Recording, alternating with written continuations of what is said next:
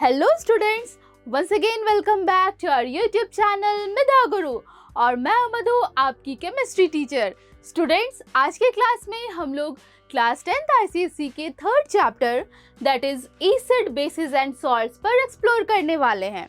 और स्टूडेंट्स, अगर अभी तक आपने फर्स्ट और सेकंड चैप्टर नहीं पढ़ा है या आपको ठीक से समझ में नहीं आया है तो आप मिधा गुरु के यूट्यूब चैनल के प्लेलिस्ट पर सर्च करेंगे तो आपको वहाँ पे दोनों चैप्टर का वीडियो मिल जाएगा, that is the periodic table and chemical bonding का।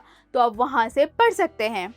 और आज की क्लास में हम लोग एसिड बेसिस एंड सॉल्ट्स के बारे में डिस्कशन करने वाले हैं। और पर्टिकुलरली आज के क्लास में हम लोग सिर्फ एसिड के बारे में पढ़ेंगे, क्योंकि ये जो चैप्टर है ये काफ़ी बड़ा है। तो मैं इस चैप्टर को आपको पार्ट वाइज पढ़ाऊंगी डिटेल में, ठीक है। तो आज के क्लास में हम लोग सिर्फ एसिड के बारे में पढ़ेंगे, उसके बाद बेसिस के बारे में, और थर्ड पार्ट में हम लोग पढ़ेंगे सॉल्ट्स के बारे में। तो सबसे पहले जान लेते हैं कि आज के क्लास का हमारा लर्निंग ऑब्जेक्टिव क्या होगा।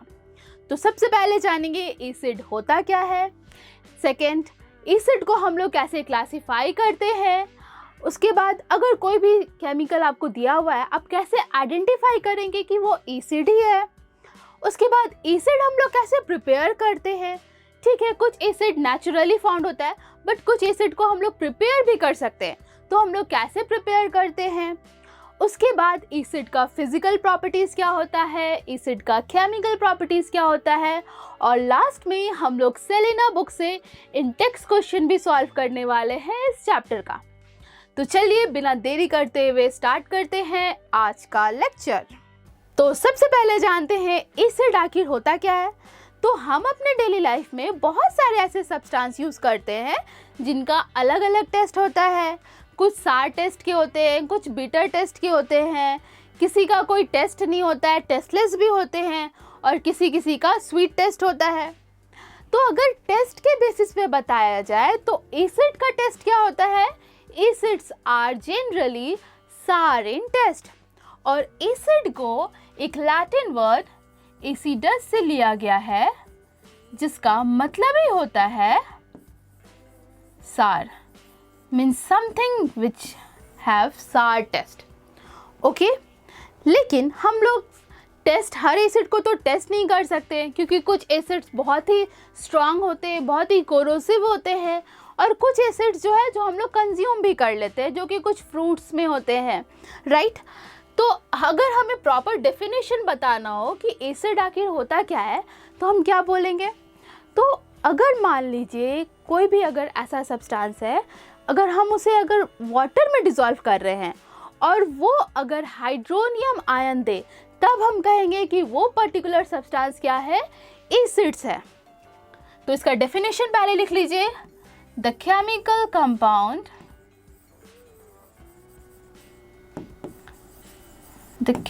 Compound which on dissolving in water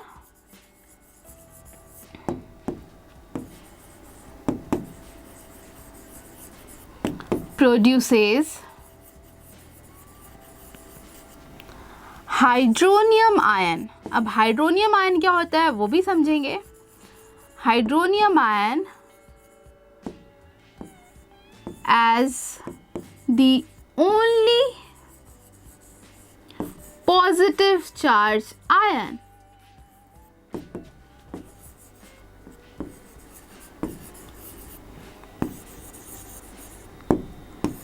is called as an acid।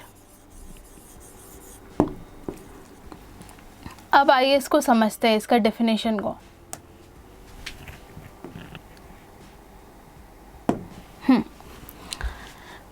Acids वो केमिकल कंपाउंड है जिसको अगर हम वाटर में डिसॉल्व किए, ठीक है, लाइक HCl को अगर हम वाटर में डिसॉल्व कर रहे हैं तो डिसॉल्व होने के बाद वो क्या दे, जैसे डिसोसिएट हो जाए, जैसे HCl है, ये जब वाटर में इसको हम डिसॉल्व करेंगे तो ये आयंस में डिसोसिएट हो जाएगा, that is H plus and Cl minus. ठीक है, तो H प्लस जो होता है जिसको हाइड्रोजन आयन बोलते हैं, ये बहुत ही अनस्टेबल होता है। तो आपको पता है यहाँ पे क्या है, बहुत सारे H2O के मॉलिक्यूल हैं। तो H2O में ऑक्सीजन के पास आपको पता है 2 लोन पेयर होता है, और H प्लस क्या है, ये एक इलेक्ट्रॉन डेफिशिएंट स्पीसीज है, हमने पढ़ा है कोऑर्डिनेट बॉन्ड में भी। तो यहाँ पे ऑक्सीजन अपना दोनों इलेक्ट्रॉन दे देता है H प्लस को, और यहाँ पे बनता है कौन सा बॉन्ड, कोऑर्डिनेट बॉन्ड, एक कोऑर्डिनेट बॉन्ड बनता है यहाँ पे। तो अब ये बना hydronium ion, that is H3O plus, और ये एक स्टेबल कंपाउंड है।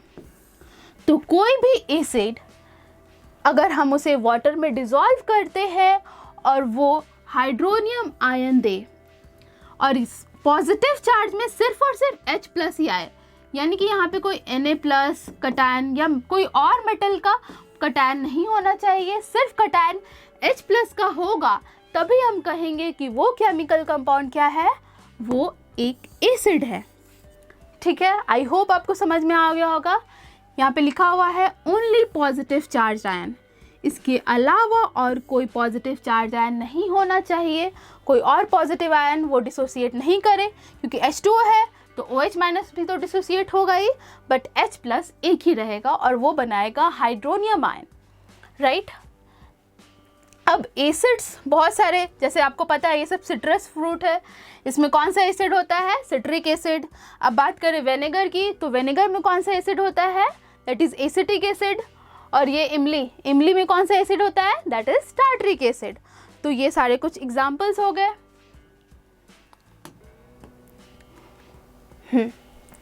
अब कुछ और एग्जाम्पल्स जान लेते हैं। जैसे कि बात करें विनेगर की, तो ये हमने ऑलरेडी डिस्कस कर लिया। ऑरेंज लेमन में सिट्रिक एसिड होता है, टैमरिंड, इमली, ग्रेप्स, ये सब में टार्ट्रिक एसिड होता है। सार मिल्क दैट इज कर्ड, इसमें कौन सा एसिड होता है, लैक्टिक एसिड होता है। फिर एंट स्टिंग या निटल स्टिंग, इसमें कौन सा एसिड वो रिलीज कर देता है, दैट इज फॉर्मिक एसिड। इसके बारे में हम लोग पढ़ेंगे ऑर्गेनिक केमिस्ट्री में। उसके बाद टोमेटो में होता है ऑक्सैलिक एसिड्स। तो ये सब भी आपको पता होना चाहिए, क्योंकि एग्जाम में डायरेक्टली पूछा जा सकता है कि कर्ड में कौन सा एसिड होता है, तो होता है लैक्टिक एसिड। अब नेक्स्ट, अब आ जाते हैं क्लासिफिकेशन ऑफ एसिड, कि हम लोग एसिड को कैसे क्लासीफाई कर सकते हैं। तो देखिए, हम लोग एसिड्स को अलग अलग तरीके से क्लासीफाई कर सकते हैं। पहला, बेस्ड ऑन स्ट्रेंथ, कि वो कितना ताकतवर है। स्ट्रेंथ मीन्स कि वो कितना ज़्यादा H प्लस आयन डिसोसिएट कर रहा है। तो जितना ज़्यादा H प्लस आयन डिसोसिएट करेगा वो उतना ही स्ट्रॉन्ग एसिड होगा, अगर कम करेगा तो वो वीक एसिड हो जाएगा, राइट। अब बात करते हैं बेस्ड ऑन ओरिजिन या फिर सोर्स, कि ये कहाँ से लिया गया है। तो मिनरल एसिड क्या होता है, acids which are obtained from mineral, acids which are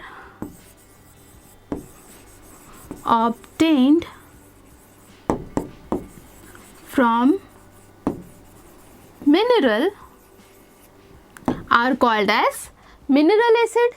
और जितने भी मिनरल एसिड्स होते हैं दे आर स्ट्रॉन्ग एसिड।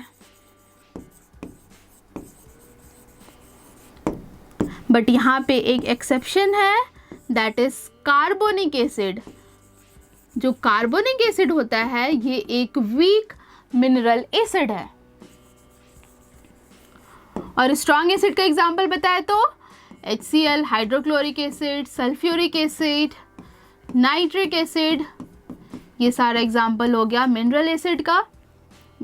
ये सारे अर्थ से हमें मिलता है मिनरल के फॉर्म में। अब बात करें ऑर्गेनिक एसिड क्या होता है। The acids which are obtained from plant या फिर फ्रूट या वेजिटेबल्स से जो एसिड हमको मिलता है वो सारा हो गया ऑर्गेनिक एसिड। और जितने भी ऑर्गेनिक एसिड्स होते हैं दे आर वीक एसिड, क्योंकि वो सब, अगर मान लीजिए वो वीक है ना, इसका मतलब कि वो पूरा का पूरा डिसोसिएट नहीं होगा आयंस में। ठीक है, तो पहले लिख लेते हैं डेफिनेशन ऑर्गेनिक एसिड्स का। Acids which are obtained from plant, or you can say nature, is called as organic acids. और हाँ, एक चीज़ और भी आपको ध्यान में रखना है कि जितने भी मिनरल एसिड्स होते हैं उनके पास कार्बन नहीं होता है, ठीक है, बट जितने भी ऑर्गेनिक एसिड होंगे उसमें कार्बन होना कंपलसरी है। बट अगेन मैंने यहाँ पे बताया है कि कार्बोनिक एसिड एक एक्सेप्शन है, इसका फॉर्मूला होता है H2CO3। कार्बोनिक एसिड किस में प्रेजेंट होता है? सॉफ्ट ड्रिंक में भी होता है, राइट। अब बात करें स्ट्रॉन्ग एसिड क्या होता है और वीक एसिड क्या होता है। तो स्ट्रॉन्ग एसिड ऐसे एसिड्स होते हैं, आपको पता है all mineral acids are strong acid except carbonic acid. अब स्ट्रॉन्ग और वीक कहने का मतलब होता है कि वो कितना ज़्यादा H+ आयन डिसोसिएट कर रहा है। तो strong acids dissociated, or we can say ionizes completely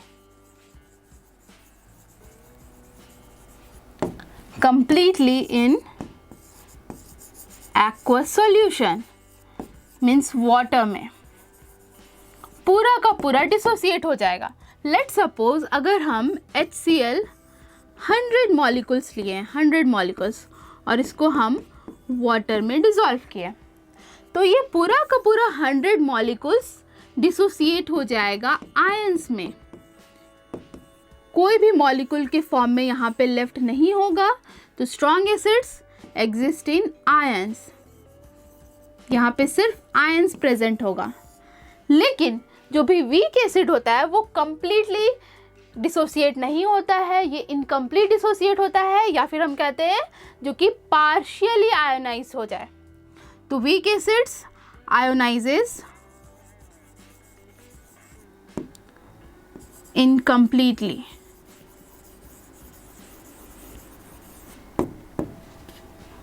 or you can write partially. For example, अगर हम लेते हैं एसिटिक एसिड, इसमें कार्बन है तो ये एक वीक एसिड है, ठीक है। ये जब वाटर में डिसॉल्व होगा, लेट सपोज ये हम 100 मॉलिक्यूल्स लिए हैं तो वाटर में डिसॉल्व किए तो 40 मॉलिक्यूल्स डिसोसिएट हो गए इसके आयंस में, that is CH3 COO- and H+, और बाकी जो 60 मॉलिक्यूल्स थे वो मॉलिक्यूल के ही फॉर्म में रह गए। मतलब वीक एसिड में क्या क्या होगा? आयंस एंड मॉलिक्यूल्स दोनों प्रेजेंट होंगे, आयंस एंड मॉलिक्यूल्स दोनों प्रेजेंट होंगे। तो आई होप ये कॉन्सेप्ट क्लियर हो गया होगा कि हम लोग कैसे क्लासीफाई करते हैं एसिड को, पहले स्ट्रॉन्ग और वीक। तो स्ट्रॉन्ग कौन सा हो गया? जो कि कंप्लीटली डिसोसिएट हो जाए, कंप्लीटली आयोनाइज्ड हो जाए एक्वस सॉल्यूशन में, और वीक एसिड जो इनकम्प्लीटली आयोनाइज हो जाए, मीन्स वो पूरा का पूरा आयोनाइज नहीं होगा। अब बात करें मिनरल एसिड्स, तो सारा मिनरल एसिड क्या होता है? स्ट्रॉन्ग होता है एक्सेप्ट कार्बोनिक एसिड, और मिनरल एसिड में कार्बन नहीं होता है, हालांकि कार्बोनिक एसिड एक एक्सेप्शन है। अब बात करें ऑर्गेनिक एसिड, तो ऑर्गेनिक एसिड सब में कार्बन क्या है? कंपलसरी होना चाहिए। अब नेक्स्ट, हाँ, अब क्लासिफिकेशन हम लोग करेंगे based on basicity of an acid. Basicity of an acid, आइए समझते हैं क्या होता है। तो देखिए, बेसिसिटी बेसिकली बताता है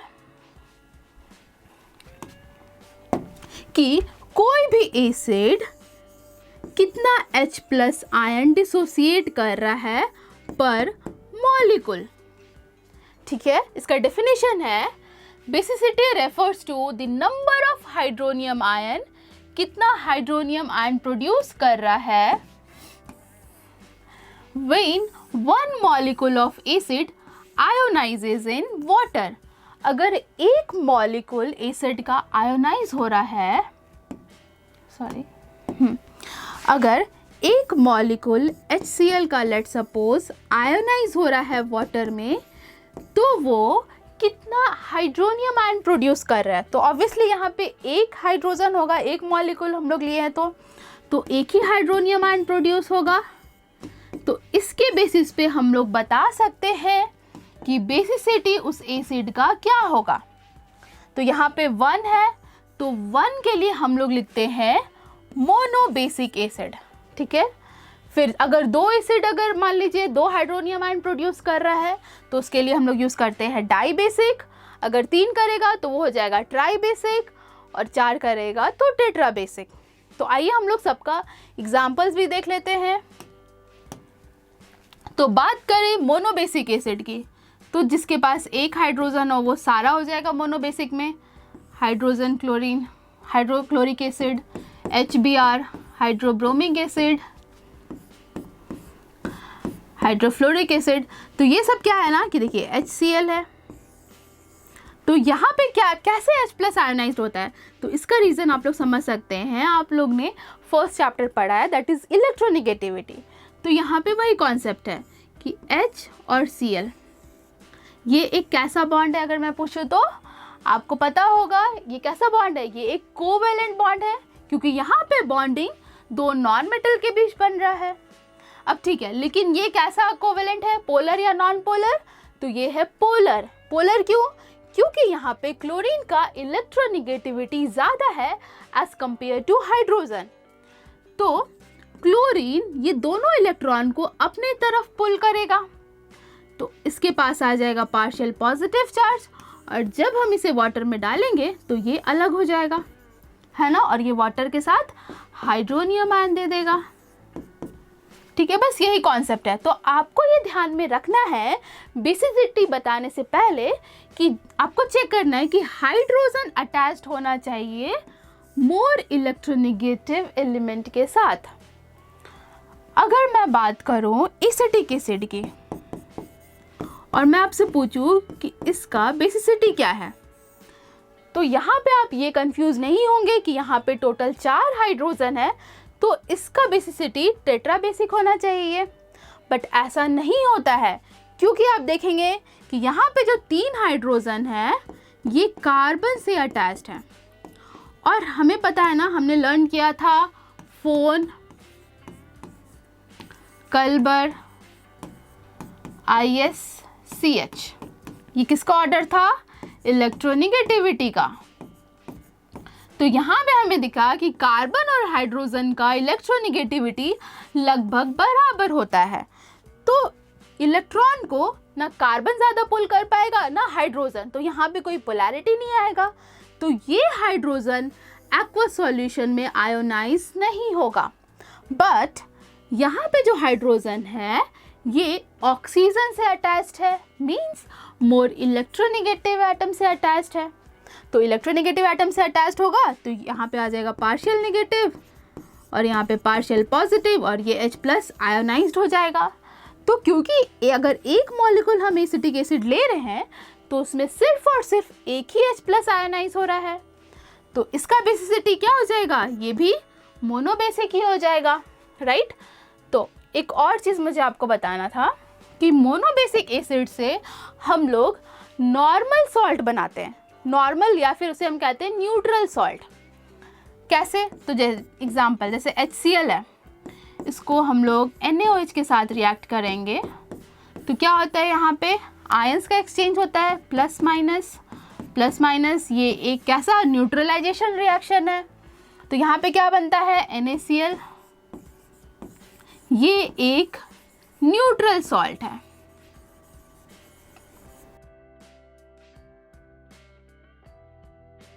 न्यूट्रल कब बोलते हैं सॉल्ट को, जब उस सॉल्ट में कोई भी कटायन H+ ना हो, एक भी H+ ना हो, तो उसे हम न्यूट्रल सॉल्ट बोलते हैं, और यहाँ पे बन जाता है वाटर। तो मोनोबेसिक एसिड से हम लोग बना सकते हैं कैसा सॉल्ट, न्यूट्रल सॉल्ट। अब बात करते हैं डाइबेसिक एसिड, तो जिसके पास 2 हाइड्रोजन हो और दोनों हाइड्रोजन आयोनाइज्ड हो जाए, मतलब अगर इलेक्ट्रोनिगेटिव एटम से अटैच्ड है। तो अगर हम बात करें सल्फ्यूरिक एसिड या फिर सल्फ्यूरस एसिड, तो ये सब एग्जाम्पल किसके हो जाएंगे, डाइबेसिक एसिड का। आप पूछेंगे कैसे, तो चलिए हम लोग इसका डायग्राम बना के सीखते हैं। इसका स्ट्रक्चर कैसे होता है, H2SO4 and H2SO3। तो सल्फर है, तो सल्फर के आउटर मोस्ट में कितने इलेक्ट्रॉन होंगे? तो आप सबको पता है दैट इज 6। ठीक है, तो स्ट्रक्चर ड्रॉ करने से पहले आपको ये ध्यान में रखना है कि अगर 2 हाइड्रोजन है, 2 ऑक्सीजन है, तो वहाँ पे OH बॉन्ड तो फॉर्म होगा ही। ठीक है, तो 2 OH बॉन्ड फॉर्म हो जाएगा। अब बचा 2 ऑक्सीजन, तो ऑक्सीजन तो डबल बॉन्ड बनाता ही है, तो ये हो गया इसका स्ट्रक्चर। तो यहाँ पे आपको दिख रहा है दोनों हाइड्रोजन इलेक्ट्रोनेगेटिव एटम से अटैच्ड है, तो इसीलिए ये एक्वा सॉल्यूशन में दोनों का दोनों H आयोनाइज्ड हो जाएगा, मतलब 2 हाइड्रोनियम आयन प्रोड्यूस करेगा, इसीलिए इसका बेसिसिटी क्या हो जाएगा? Dibasic. अब बात करें सल्फ्यूरस एसिड का, तो इसका भी स्ट्रक्चर ड्रॉ कर लेते हैं। ये भी 6 ही होगा। ठीक है, 2 हाइड्रोजन है तो 2 OH तो बनेगा ही, और बचा 1 ऑक्सीजन, तो ये हो गया इसका स्ट्रक्चर। इसके पास एक लोन पेयर रह गया। तो यहाँ पे भी दोनों हाइड्रोजन इलेक्ट्रोनेगेटिव एटम से अटैच्ड है, इसीलिए ये भी क्या हो जाएंगे? Dibasic. अब बात करें ट्राई बेसिक की। ट्राई बेसिक एसिड, तो एग्जाम्पल फॉस्फोरिक एसिड H3PO4। तो इसका भी स्ट्रक्चर से सीखते हैं। जैसे फॉस्फोरस है तो इसके पास आउटर मोस्ट में कितना हो जाएगा? 5। ठीक है, अब स्ट्रक्चर ड्रॉ करने के लिए 3 हाइड्रोजन है, 3 ऑक्सीजन भी है, तो 3 बनाएगा ये OH बॉन्ड, और बचा 1 ऑक्सीजन, तो ये डबल बॉन्ड। तो यहाँ पे आपको दिख रहा है कि 3 हाइड्रोजन अटैच्ड है ऑक्सीजन से, मतलब इलेक्ट्रोनेगेटिव, तो ये तीनों का तीनों आयोनाइज्ड हो जाएगा, इसीलिए ये हो गया ट्राई बेसिक एसिड। राइट, अब एक और एग्जांपल है दैट इज सिट्रिक एसिड। इसका फॉर्मूला होता है C6O8H7। ठीक है, अब बात करें टेट्रा बेसिक एसिड, तो इसका एग्जांपल है सिलिसिक एसिड। इसका फॉर्मूला होता है H4SiO4। ठीक है, इसका भी स्ट्रक्चर ड्रॉ करते हैं। तो सिलिकॉन है तो इसके आउटर मोस्ट में कितने इलेक्ट्रॉन होते हैं? कार्बन फैमिली का है तो 4 ही होगा, और ये बना लेगा 4 OH बॉन्ड। तो यहाँ पे चारों का चारों हाइड्रोजन अटैच्ड है इलेक्ट्रोनेगेटिव एटम से, यानी कि चारों का चारों आयोनाइज्ड हो जाएगा। आई होप आपको बेसिसिटी अच्छे से क्लियर हो गया होगा। अब आते हैं next topic, based on concentration. तो सबसे पहली बात, कंसंट्रेशन ऑफ एसिड होता क्या है?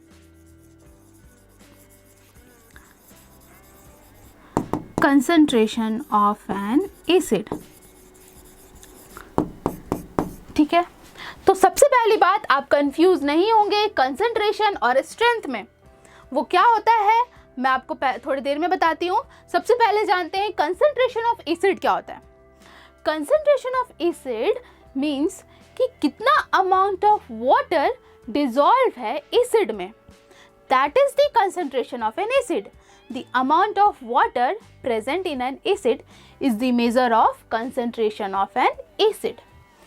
अब बात करें कंसंट्रेटेड एसिड क्या होता है और डाइल्यूट एसिड क्या होता है। तो ये बेसिकली हम लोग कंपेयर करके बता सकते हैं कि दो अगर बीकर है, दोनों में कितना अमाउंट ऑफ एसिड है वाटर में, तो उसके अकॉर्डिंग हम बताते हैं कि कौन सा कॉन्सेंट्रेटेड है और कौन सा डाइल्यूटेड है। तो इन जनरल अगर हम बात करें तो कॉन्सेंट्रेटेड और डाइल्यूटेड एसिड में क्या डिफरेंस होता है। तो बात करें कॉन्सेंट्रेटेड, तो इसमें अमाउंट ऑफ वाटर बहुत ही कम होता है या फिर नेग्लिजिबल होता है। ठीक है, an acid which contain very small amount of water और no water is called as concentrated acid. जिस एसिड में वाटर का अमाउंट बहुत ही कम हो उसे हम कॉन्सेंट्रेटेड बोलते हैं। अब डाइल्यूटेड, जिसमें डाइल्यूट किया हुआ मीन्स उसमें वाटर का क्वांटिटी ज़्यादा है as compare to acid, is called as diluted acid. अब हम लोग ये सबसे ज़्यादा इम्पॉर्टेंट है, ठीक है, थ्योरेटिकली भी इम्पॉर्टेंट है और प्रैक्टिकली भी। क्या है question? How to dilute an acid. हम लोग एसिड को डाइल्यूट कैसे करते हैं? तो आपको पता है कि यहाँ पे एसिड और वाटर को मिलाना है, बट मिलाना कैसे है ये बहुत ही इम्पॉर्टेंट है। तो ना हम लोग वाटर लेते हैं, ठीक है, और इसमें हम लोग ड्रॉप वाइज ड्रॉप ऐड करते हैं एसिड को। आप बोलेंगे ऐसा क्यों, हम लोग यहाँ पे एसिड भी ले सकते हैं और ऊपर से वाटर डालते हैं। तो ये करना बिल्कुल गलत तरीका है, ये बिल्कुल सही तरीका है। ऐसा क्यों? क्योंकि देखिए यहाँ पे क्या होगा, अगर एसिड है और इसमें अगर हम लोग वाटर डाल रहे हैं तो यहाँ पे होता है केमिकल रिएक्शन। आपको पता है केमिकल रिएक्शन क्या होता है कि एसिड वाटर से रिएक्ट करके हाइड्रोनियम आयन प्रोड्यूस करता है और वही हाइड्रोनियम आयन को वाटर सराउंड कर लेता है। ये केमिकल रिएक्शन है और ये जो केमिकल रिएक्शन है इसमें large amount of heat energy release होता है और ये एक एक्सोथर्मिक रिएक्शन है, बहुत ज़्यादा हीट रिलीज होता है। तो क्या होगा, ये बीकर ब्रेक भी हो सकता है या फिर स्प्लैश आउट आ सकता है, बाहर आ सकता है, हमारा स्किन बर्न हो सकता है ना, फैटल हो सकता है हमारे लिए। तो इसीलिए हम लोग ये काम कभी नहीं करते, हम लोग एसिड में वाटर ऐड नहीं करते। हम लोग क्या करते हैं, वाटर लेते हैं और ड्रॉप वाइज हम लोग ऐड करते हैं एसिड और हम लोग कंटिन्यूअस स्टर करते रहते हैं। तो ये सही प्रोसेस है एसिड को डाइल्यूट करने का। आई होप कॉन्सेंट्रेटेड और डाइल्यूट में समझ में आ गया क्या होता है डिफरेंस। कॉन्सेंट्रेटेड मीन्स इसमें वाटर का अमाउंट बहुत ही कम हो और जिसमें वाटर का अमाउंट ज़्यादा हो उसको बोलते हैं डाइल्यूटेड एसिड है वो। अब बात करें, मैं बता रही थी ना कि स्ट्रेंथ और कंसंट्रेशन में कंफ्यूज नहीं होना है। अगर मान लीजिए आपका कोई स्ट्रॉन्ग एसिड है, लेट्स सपोज सल्फ्यूरिक एसिड है, ठीक है, और इसको हम लोग ने डाइल्यूट कर दिया, इसमें वाटर ऐड किए हैं, इसको हमने डाइल्यूट कर दिया है।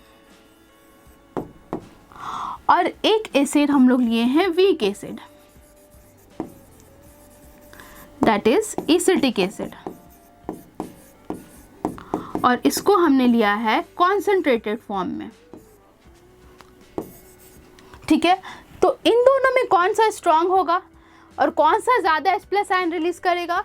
तो ऑब्वियसली स्ट्रॉन्ग एसिड, क्योंकि हमें पता है स्ट्रॉन्ग एसिड जो भी हो भले वो डाइल्यूटेड फॉर्म में होगा, बट जो स्ट्रॉन्ग एसिड है वो कम्प्लीटली आयोनाइज्ड हो जाते हैं, इसीलिए ये स्ट्रॉन्ग, स्ट्रेंथ वाइज यही स्ट्रॉन्ग रहेगा एज कम्पेयर टू दिस, भले ही ये कॉन्सेंट्रेटेड क्यों ना हो, क्योंकि ये पूरा का पूरा आयोनाइज तो नहीं होता है।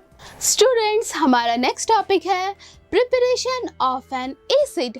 हम लोग कैसे एसिड को प्रिपेयर कर सकते हैं, क्या क्या अलग अलग मेथड्स हैं, आइए उन पे डिस्कशन करते हैं। तो सबसे पहला मेथड है बाय सिंथेसिस और इस मेथड को एक और नाम दिया गया है, that is by direct combination. I hope आप सबको पता होगा कि कॉम्बिनेशन रिएक्शन क्या होता है। आप सबने 9th स्टैंडर्ड में पढ़ा होगा that when two or more substance react to form a single product is called as combination reaction। तो यहाँ पे भी बेसिकली हमारा टारगेट है एसिड को प्रिपेयर करना, मतलब यहाँ पे जो प्रोडक्ट है वो सिर्फ और सिर्फ एक ही प्रोडक्ट मिलेगा, एसिड, यहाँ पे कोई बाई प्रोडक्ट नहीं मिलेगा। तो एसिड को प्रिपेयर करने के लिए यहाँ पे हमें ज़रूरत होगी दो सब्सटेंस की, पहला नॉन मेटल और दूसरा हाइड्रोजन गैस। और आप सबको मैं बता दूं कि हम लोग एसिड को प्रिपेयर कर सकते हैं नॉन मेटल से। आई होप आपको ये भी पता होगा कि जितने भी नॉन मेटल के ऑक्साइड्स हैं, for example sulphur dioxide, sulphur trioxide, ये सब जब वाटर से रिएक्ट करते हैं तब एसिड फॉर्म करते हैं। इसीलिए हम कहते हैं कि नॉन मेटल से हम लोग प्रिपेयर कर सकते हैं एसिड को। तो आइए हम लोग इसका एग्जाम्पल देख लेते हैं। इसे डायरेक्ट कॉम्बिनेशन रिएक्शन भी कहते हैं। तो यहाँ पे हमारा टारगेट है एसिड को प्रिपेयर करना और इसके लिए हमें दो सब्सटेंस की ज़रूरत होगी, पहला हाइड्रोजन गैस और दूसरा नॉन मेटल। एग्जाम्पल, अगर हम लोग हाइड्रोजन गैस का रिएक्शन कराएं क्लोरीन गैस के साथ, क्लोरीन क्या है, एक नॉन मेटल, तब क्या बनेगा, तब मिलेगा hydrochloric acid, hydrogen chloride gas यहाँ से मिलेगा और इस इक्वेशन को हम लोग बैलेंस कर लेंगे। ठीक है, तो यहाँ से हमें एसिड मिल गया। अब आते हैं दूसरा एग्जाम्पल। अगर हाइड्रोजन गैस का रिएक्शन कराएं लेट्स सपोज ब्रोमीन गैस के साथ, तब क्या मिलेगा, HBr, तो ये भी एक एसिड हो गया। नेक्स्ट, अगर हम लोग हाइड्रोजन गैस का रिएक्शन कराएं सल्फर के साथ, तब क्या मिलेगा, मिलेगा हाइड्रोजन सल्फाइड, ये भी एक एसिड ही है। तो इस तरह से हम लोग दो सब्सटेंस को कंबाइन करके एक एसिड प्रिपेयर कर सकते हैं। तो आइए अब हम लोग देखते हैं next method for the preparation of an acid. Second method है by action of water on non metallic और एसिडिक ऑक्साइड। मैंने बताया कि non metallic oxides are acidic in nature. तो जितने भी नॉन मेटल के ऑक्साइड्स हैं, लेट्स सपोज कार्बन डाइऑक्साइड, इनको हम लोग अगर ऐड करते हैं वाटर के साथ, तो यहाँ से मिलता है एसिड। कौन सा acid, carbonic acid, that is H2CO3 मिलेगा। अगर सल्फर डाइऑक्साइड में वाटर ऐड करेंगे तो क्या मिलेगा, sulphurous acid, that is H2SO3। और अगर सल्फर ट्राइऑक्साइड है, इसका रिएक्शन वाटर के साथ कराएंगे तो क्या मिलेगा, sulphuric acid, that is H2SO4। तो एक चीज आपको ध्यान में रखना है कि जितने भी नॉन मेटल के ऑक्साइड्स हैं they are acidic in nature. दूसरा, इन सबको एक और नाम दिया गया है, that is acidic anhydride. Acidic anhydride क्या होता है, तो an means no, hydride means water, means ऐसा एसिड जिसमें से वाटर को रिमूव कर दिया गया है। तो लेट्स सपोज अगर कार्बोनिक एसिड में से हम लोग वाटर को रिमूव कर देंगे,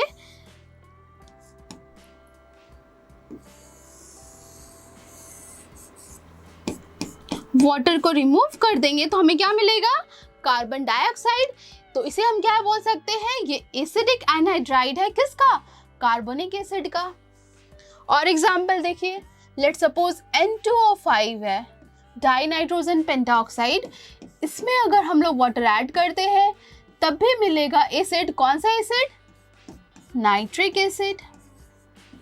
तो ये इक्वेशन अब बैलेंस नहीं है, तो आप कोशिश करेंगे कि जो भी इक्वेशन लिखे आप सबको बैलेंस करें। अगर आप नहीं करेंगे तो मार्क्स कटेगा। तो सारे इक्वेशन को बैलेंस करना, चाहे ऑर्गेनिक हो इनऑर्गेनिक हो, बहुत ही ज़रूरी है। तो देखिए यहाँ पे आपको दिख रहा है नाइट्रोजन 2 है, नाइट्रोजन 1 ही है, हाइड्रोजन भी 2 है, हाइड्रोजन 1 ही है। तो सिंपली 2 से मल्टीप्लाई करते हैं तो हाइड्रोजन और नाइट्रोजन बैलेंस्ड हो गया, ऑक्सीजन 6, ऑक्सीजन भी बैलेंस्ड। ठीक है, नेक्स्ट, फॉस्फोरस पेंटाऑक्साइड में अगर वाटर ऐड करेंगे तो मिलेगा phosphoric acid, that is H3PO4। एक एक्सेप्शन आपको याद रखना है यहाँ पे, जो कि एग्जाम में पूछा जा सकता है।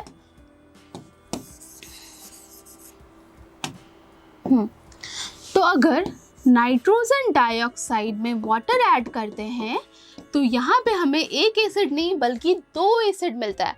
वो कौन कौन सा एसिड है, nitric acid and nitrous acid. ठीक है, इसीलिए नाइट्रोजन डाइऑक्साइड को मिक्स्ड एनहाइड्राइड बोला जाता है। मींस इससे 2 एसिड प्रिपेयर कर सकते हैं, मिक्स्ड एनहाइड्राइड। आई होप ये क्लियर हो गया होगा। अब आते हैं नेक्स्ट मेथड। नेक्स्ट है by oxidation of non metals. Again फिर से हमें नॉन मेटल का ऑक्सीडेशन कराना है। हम लोग नॉन मेटल से क्या प्रिपेयर करने वाले हैं, एसिड को प्रिपेयर करने वाले हैं।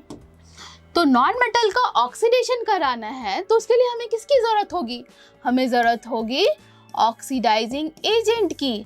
क्योंकि ऑक्सीडाइजिंग एजेंट क्या काम करता है, ये किसी और को ऑक्सीडाइज कराएगा, और यहाँ पे किसको ऑक्सीडाइज कराएगा, नॉन मेटल को, है ना। और हमें मिलेगा करस्पॉन्डिंग एसिड। ठीक है, तो यहाँ पे ऑक्सीडाइजिंग एजेंट हमें कौन सा यूज़ करना है, नाइट्रिक एसिड। ठीक है, ये बहुत ही स्ट्रॉन्ग ऑक्सीडाइजिंग एजेंट होता है। तो अगर हम लोग किसी भी नॉन मेटल का रिएक्शन नाइट्रिक एसिड, वो भी कॉन्सेंट्रेटेड फॉर्म में रिएक्शन कराते हैं, तो हमें मिलता है एसिड। करस्पॉन्डिंग और भी यहाँ पे बाई प्रोडक्ट मिलता है, वो हम लोग एग्जाम्पल के थ्रू जानते हैं। तो आइए एग्जाम्पल देखते हैं। लेट सपोज अगर हम लोग फॉस्फोरस का रिएक्शन कराएं कॉन्सेंट्रेटेड नाइट्रिक एसिड के साथ, तो फॉस्फोरस ऑक्सीडाइज होके बनाएगा फॉस्फोरिक एसिड, मतलब H3PO4, और यहाँ पे 2 बाई प्रोडक्ट भी मिलेगा। पहला क्या, देखिए नाइट्रोजन का ऑक्साइड है, तो यहाँ पे नाइट्रोजन डाइऑक्साइड गैस रिलीज होगा। जिस भी रिएक्शन में गैस रिलीज होता है वो फेवरेबल होता है, इसीलिए आपको जहाँ पे भी दिखेगा कि गैस रिलीज हो रहा है तो वो रिएक्शन होगा ही। अब बात करें, हाइड्रोजन है, ऑक्सीजन भी है, तो हाइड्रोजन गैस निकलता, बट यहाँ पे अगेन ऑक्सीडाइजिंग एजेंट है, तो हाइड्रोजन को भी ऑक्सीडाइज करके वाटर फॉर्म करेगा, तो ये हो गया फाइनल प्रोडक्ट। अब देखिए ये इक्वेशन भी बैलेंस नहीं है, तो आप लोग बैलेंस करेंगे। तो देखिए यहाँ पे फॉस्फोरस और नाइट्रोजन तो बैलेंस्ड है, बट हाइड्रोजन यहाँ पे 1 है और यहाँ पे हाइड्रोजन 5 है, ऑक्सीजन यहाँ पे 3 है और यहाँ पे 4, 2 and 1 मीन्स टोटल 7 है। तो सिंपली यहाँ पे 5 से मल्टीप्लाई कीजिए, तो हाइड्रोजन पहले बैलेंस्ड हो गया। अब देखिए नाइट्रोजन 5 है, तो नाइट्रोजन को भी 5 कर देते हैं, तो टोटल हो गया यहाँ पे ऑक्सीजन 15 और यहाँ पे भी 15 ही हो गया। तो ये इक्वेशन हो गया बैलेंस्ड। ठीक है, अब आते हैं और एग्जांपल देख लेते हैं। लेट सपोज अगर सल्फर है और सल्फर का रिएक्शन नाइट्रिक एसिड के साथ करा रहे हैं।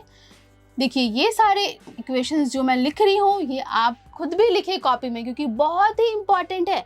अगर आप सिर्फ देख के सोचेंगे कि आपको याद आ जाएगा एग्जाम में, तो ऐसा बिल्कुल नहीं होने वाला है, इसीलिए प्रैक्टिस करना बहुत ही ज़रूरी है। तो देखिए यहाँ पे कौन सा एसिड मिलेगा, H2SO4, अगेन नाइट्रोजन डाइऑक्साइड और वाटर बाई प्रोडक्ट, तो यहाँ से मिल गया एसिड।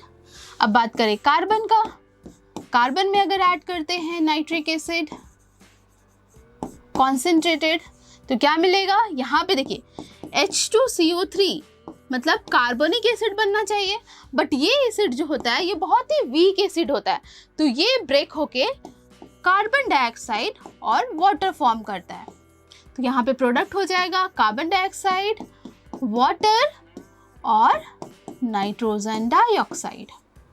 तो ये था third method for preparation of acid. अब आते हैं नेक्स्ट।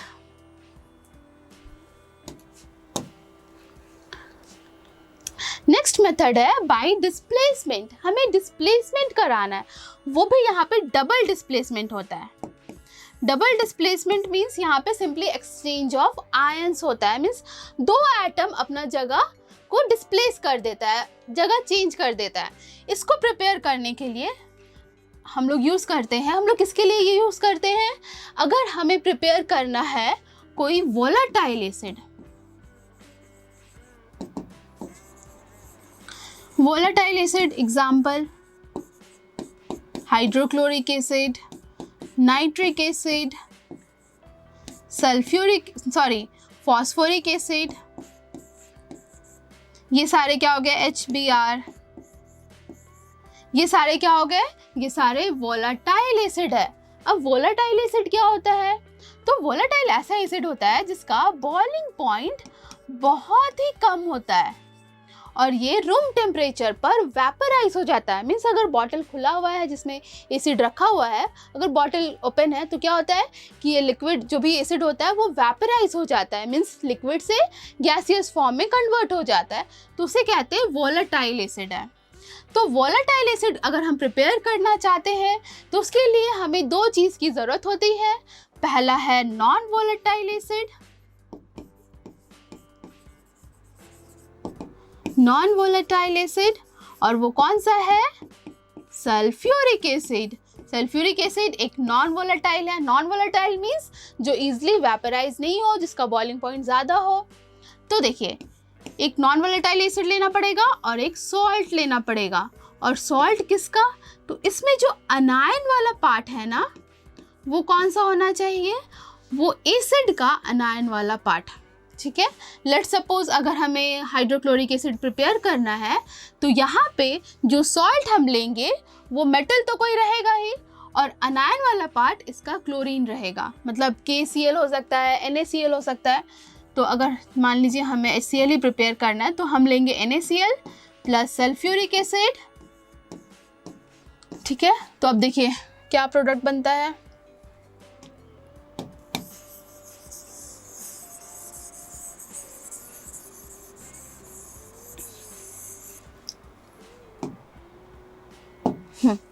देखिए, तो यहाँ पे क्या होता है, डबल डिस्प्लेसमेंट। मींस ये जो रिएक्शन है ना, एक और इम्पॉर्टेंट चीज़ कि ये reaction less than 200 degree Celsius पर होता है। और आपको ये भी ध्यान में रखना है कि यहाँ पे हमें लेना है कॉन्सेंट्रेटेड एसिड। ठीक है, अब नेक्स्ट चीज़, अगर हम लेस दैन 200 डिग्री टेम्परेचर रखते हैं तो ये एसिड एक कैसा एसिड है, डाइबेसिक एसिड है, राइट। और डाइबेसिक एसिड है, इट मीन्स ये 2H+ को आयोनाइज कर सकता है, एक मॉलिक्यूल इसका। तो बट इस टेम्परेचर पर एक ही हाइड्रोजन आयोनाइज होगा, मीन्स एक हाइड्रोजन गया H+, तो वो Cl- के साथ रिएक्ट करके क्या बना देगा, HCl, जो एसिड बन गया। वो भी कैसा एसिड, वोलेटाइल एसिड। अब रिमेनिंग एक H तो इसके पास था ही, तो सोडियम बाइसल्फेट हो जाएगा। तो देखिए, यहाँ पे अगर हमें वोलेटाइल एसिड प्रिपेयर करना है, हम लेंगे नॉन वोलेटाइल एसिड, मतलब सल्फ्यूरिक एसिड लेंगे और उसका रिएक्शन कराएंगे करस्पॉन्डिंग सॉल्ट के साथ, और यहाँ पे बाय प्रोडक्ट में भी हमें एक सॉल्ट भी मिलेगा। ठीक है, तो यहाँ पे आप देख रहे हैं ना कि 2 एटम्स डिस्प्लेस हुआ, इसीलिए इसे बोलते हैं डबल डिस्प्लेसमेंट रिएक्शन। और एक और इम्पॉर्टेंट चीज़ कि यहाँ पे टेम्परेचर हम लोग लेस देन 200 डिग्री सेल्सियस क्यों रखते हैं, तो इसका ये भी क्वेश्चन पूछा जा सकता है। तो इसका 3 रीज़न है। पहला रीज़न कि टेम्परेचर ज़्यादा देंगे तो कम ही टेम्परेचर पे अगर रिएक्शन हो रहा है तो ज़्यादा टेम्परेचर देने का ज़रूरत ही क्या है, फ्यूल को वेस्ट क्यों करना, तो फ्यूल वेस्ट होगा अगर ज़्यादा टेम्परेचर दिए तो। नेक्स्ट, अगर मान लीजिए टेम्परेचर बहुत ज़्यादा इंक्रीज कर दिए तो आपको पता है यहाँ रिएक्शन हम लोग एसिड का करा रहे हैं, बहुत एक्सोथर्मिक रिएक्शन होता है। तो ये क्या हो सकता है, जो भी बीकर होगा ये ब्लास्ट हो सकता है ना, बीकर में ब्लास्ट जिसमें रिएक्शन हो रहा है। थर्ड, देखिए थर्ड ये रीज़न होगा ना कि अगर हम ज़्यादा टेम्परेचर देते हैं तो दोनों हाइड्रोजन आयोनाइज हो जाएगा, मीन्स HCl फॉर्म कर लेगा और यहाँ पे बनेगा सोडियम सल्फेट। और ये जो होता है सोडियम सल्फेट, ये hard crust solid substance form करता है जो कि स्टिक हो जाएगा बीकर के साथ, और इसको रिमूव करना बहुत डिफिकल्ट हो जाएगा। इसीलिए हम लोग टेम्परेचर रखते हैं लेस देन 200 डिग्री सेल्सियस। ठीक है, अब एक और एग्जांपल देख लेते हैं इसका। अगर हमें प्रिपेयर करना है नाइट्रिक एसिड, ठीक है, तो इसके लिए हमें देखिए सल्फ्यूरिक एसिड तो ज़रूरत होगा ही। जब हम लोग study of compound nitric acid या हाइड्रोक्लोरिक एसिड पढ़ेंगे ना, तब भी ये रिएक्शन हम लोग वहाँ पे भी पढ़ने वाले हैं, इसीलिए ये बहुत ही इम्पॉर्टेंट रिएक्शन है। तो देखिए यहाँ पे सॉल्ट किसका लेंगे, तो कोई भी मेटल और अनायन वाला पार्ट, एसिड का अनायन वाला पार्ट मतलब NaNO3 ले सकते हैं, सोडियम नाइट्रेट। तो ये जो रिएक्शन है यहाँ पे भी हमें कॉन्सेंट्रेटेड एसिड ही लेना है। तो एक चीज़ आप सबको मैं बता दूँ, हम लोग बाद में भी डिस्कस करेंगे कि जब भी अगर मान लीजिए कोई सॉल्ट है और वो सॉल्ट क्लोराइड या फिर नाइट्रेट का है, अगर इन दोनों का सॉल्ट होता है तो वहाँ पे हम लोग एसिड हमेशा कॉन्सेंट्रेटेड एसिड ही लेते हैं। ठीक है, ये जो रिएक्शन है ना, ये वाला सॉल्ट ये डाइल्यूट एसिड साथ जनरली रिएक्ट नहीं करता, इसके लिए हमें लेना पड़ता है कॉन्सेंट्रेटेड फॉर्म। तो ये बहुत ही इंपॉर्टेंट है, ये भी आप लोग नोट कर लीजिएगा। नेक्स्ट, अब देखिए यहाँ पे भी temperature less than 200 degree Celsius होगा और ये प्रोडक्ट बना, एक हाइड्रोजन रह गया, वो क्या बनाएगा, सोडियम बाइसल्फेट। सॉल्ट था, प्रोडक्ट में भी एक सॉल्ट बना, और यहाँ पे वोलेटाइल एसिड किससे? नॉन वोलेटाइल एसिड से। तो ये था मेथड एसिड को प्रिपेयर करने का। अब आते हैं नेक्स्ट टॉपिक। नेक्स्ट टॉपिक है physical properties of an acid. Acid का फिजिकल प्रॉपर्टी मीन्स एसिड दिखता कैसा है, वो कौन से स्टेट में एग्जिस्ट करता है, और उसका वो सॉल्युबल है कि नहीं वाटर में, वो इलेक्ट्रिसिटी कंडक्ट करता है कि नहीं करता है। ये सारा हो गया एसिड का फिजिकल प्रॉपर्टीज।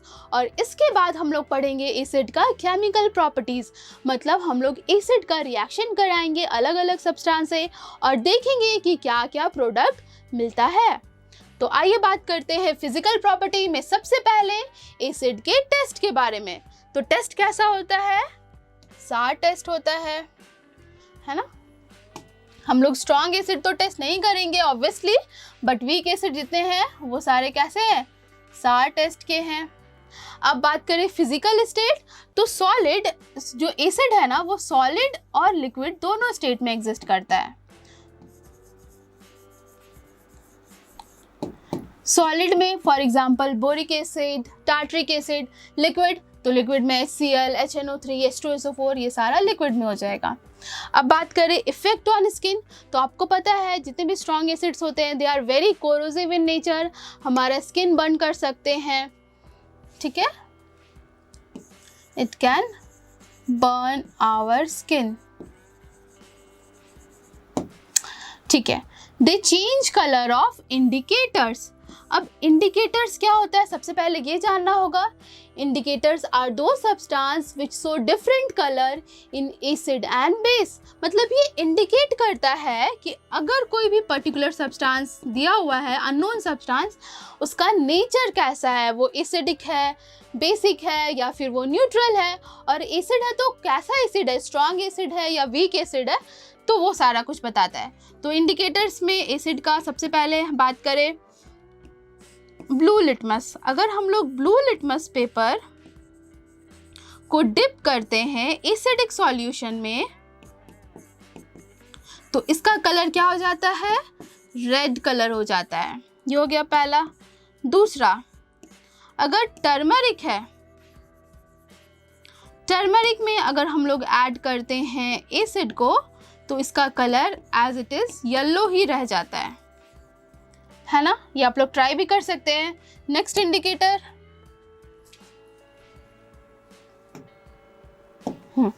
थर्ड, नेक्स्ट है मिथाइल ऑरेंज। ये कैसा इंडिकेटर है? ये एक सिंथेटिक इंडिकेटर है, सिंथेटिक इंडिकेटर, या फिर इसे कहते हैं आर्टिफिशियल इंडिकेटर। आर्टिफिशियल मीन्स जिसको हम लोग ने लैब में प्रिपेयर किया है, और ये सब क्या था? नेचुरल, कि नेचर से फाउंड हुआ है। तो इसका जो ओरिजिनल कलर होता है वो ऑरेंज कलर होता है, बट इसको जब हम डीप करेंगे एसिड में तो इसका कलर हो जाता है रेड या फिर डार्क पिंक।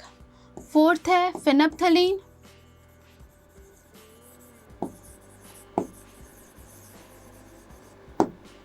फिनेप्थलीन में जब हम लोग एसिड को ऐड करेंगे तो ये कलरलेस ही रह जाता है। ये कलरलेस इसका कलर होता है, मतलब इसका कोई कलर नहीं होता, बट एसिड में डालने के बाद भी इसमें कोई कलर चेंज नहीं होता है, बट बेस में इसका कलर पिंक हो जाता है, ठीक है। अब बात करते हैं यूनिवर्सल इंडिकेटर। एक होता है यूनिवर्सल इंडिकेटर। यूनिवर्सल इंडिकेटर कैसा इंडिकेटर होता है? ये एक ऐसा इंडिकेटर है जो कि इंडिकेट तो करेगा ही कि कोई भी पर्टिकुलर सब्सटेंस एसिड है कि बेस है, बट ये भी इंडिकेट करता है कि कितना उसका स्ट्रेंथ क्या है, मीन्स वो स्ट्रॉन्ग एसिड है कि वीक एसिड है, या स्ट्रॉन्ग बेस है या फिर वीक बेस है। तो देखिए इसका एग्जाम्पल है pH। तो pH स्केल आता है बेसिकली 0 से 14 का, ठीक है। तो यहाँ पे बेसिकली एक पेपर होता है और पेपर को हम लोग डिप करते हैं कोई भी गिवन सॉल्यूशन में, और ये कलर चेंज होता है विक ब्योर जैसा।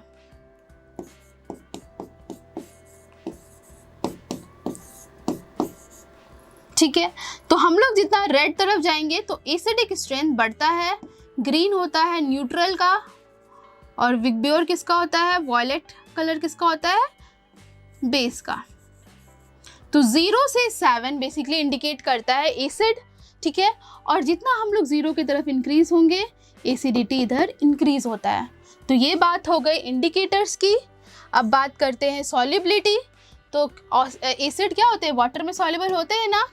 क्यों होते हैं सॉल्युबल? सॉल्युबल इसीलिए होते हैं, तो आपको पता है आयंस के फॉर्म में होता है। अगर HCl की बात करें तो क्लोरीन का इलेक्ट्रोनेगेटिविटी ज्यादा है, तो ये क्या हो गया, पोलर कंपाउंड हो गया। पोलर कैसा, पोलर कोवेलेंट कंपाउंड, क्योंकि यहाँ पे partial negative partial positive charge आ जाएगा। अब ये पोलर है तो वाटर भी पोलर ही होता है, तो वाटर में डिसॉल्व हो जाएगा। Next, conduct electricity in an aqueous solution. Acid तो कंडक्ट करता ही है, क्यों करता है, क्योंकि यहाँ पे आयंस जनरेट हो जाता है। एक्वस सॉल्यूशन में आयंस बनेगा तो मूवमेंट ऑफ आयंस से ही तो इलेक्ट्रिसिटी जनरेट होता है। और दूसरा कंडीशन क्या होता है, मूवमेंट ऑफ फ्री इलेक्ट्रॉन्स, जो कि कॉपर वायर या एल्यूमिनियम वायर में होता है। तो यहाँ पे भी देखिए, तो यहाँ पे सॉल्यूशन लिया गया एसिडिक सॉल्यूशन इन वाटर, तो ये कंडक्ट करेगा, मतलब इंडिकेटर से हमें पता चल जाएगा कि ये इलेक्ट्रिसिटी कंडक्ट हो रहा है। बट यहाँ पे क्या है, यहाँ पे ग्लूकोज सॉल्यूशन, तो यहाँ पे कोई आयंस फॉर्म नहीं होता, इसीलिए बल्ब ग्लो नहीं करेगा, मतलब इलेक्ट्रिसिटी कंडक्ट नहीं हुआ है। अब आते हैं हम लोग chemical properties of an acid. अब केमिकल प्रॉपर्टीज में हमें एसिड का रिएक्शन कराना है अलग अलग सब्सटेंस के साथ, और देखेंगे क्या प्रोडक्ट मिलता है। तो सबसे पहला रिएक्शन है reaction with active metals. Active metal क्या है, जो भी रिएक्टिव मेटल है, जो रिएक्टिविटी में ज़्यादा है, उनका रिएक्शन अगर हम लोग कराएं एसिड के साथ, तब मिलता है सॉल्ट और हाइड्रोजन गैस रिलीज होता है। फॉर एग्जाम्पल, अगर आयरन का रिएक्शन HCl हाइड्रोक्लोरिक एसिड, यहाँ पे हमें लेना है डाइल्यूट, क्योंकि यहाँ पे हमने बताया है कि अगर कोई भी सॉल्ट है, कैसा सॉल्ट, क्लोरीन वाला या फिर नाइट्रेट वाला, तभी हम लोग लेंगे कॉन्सेंट्रेटेड फॉर्म, रेस्ट हम लोग डाइल्यूट लेंगे एसिड, ठीक है। ये चीज़ आपको ध्यान में रखना है हमेशा। नेक्स्ट, तो यहाँ पे क्या सॉल्ट बनेगा, तो देखिए आयरन यहाँ पे ज़्यादा रिएक्टिव है एज कंपेयर टू हाइड्रोजन। हमें कैसे पता है आयरन ज़्यादा रिएक्टिव है, तो हमने रिएक्टिविटी सीरीज पढ़ा है। अगर आप देखना चाहते हैं तो ये है reactivity series. Top to bottom reactivity of metal decrease करने लगता है, तो यहाँ पे हाइड्रोजन को एसिड से कौन डिस्प्लेस कर सकता है, जो भी मेटल हाइड्रोजन के अबव है। तो आपको पता है आयरन हाइड्रोजन से ऊपर है, मतलब हाइड्रोजन रिएक्टिविटी में ज़्यादा एज कंपेयर टू हाइड्रोजन। तो हाइड्रोजन ज़्यादा reactive as compare to hydrogen, तो आयरन डिस्प्लेस कर देगा हाइड्रोजन को फ्रॉम हाइड्रोजन क्लोराइड, और क्या बनाएगा, FeCl2, ठीक है, फेरस क्लोराइड। अब यहाँ से हाइड्रोजन रिलीज हो गया, मीन्स H2 गैस यहाँ से रिलीज हो जाएगा।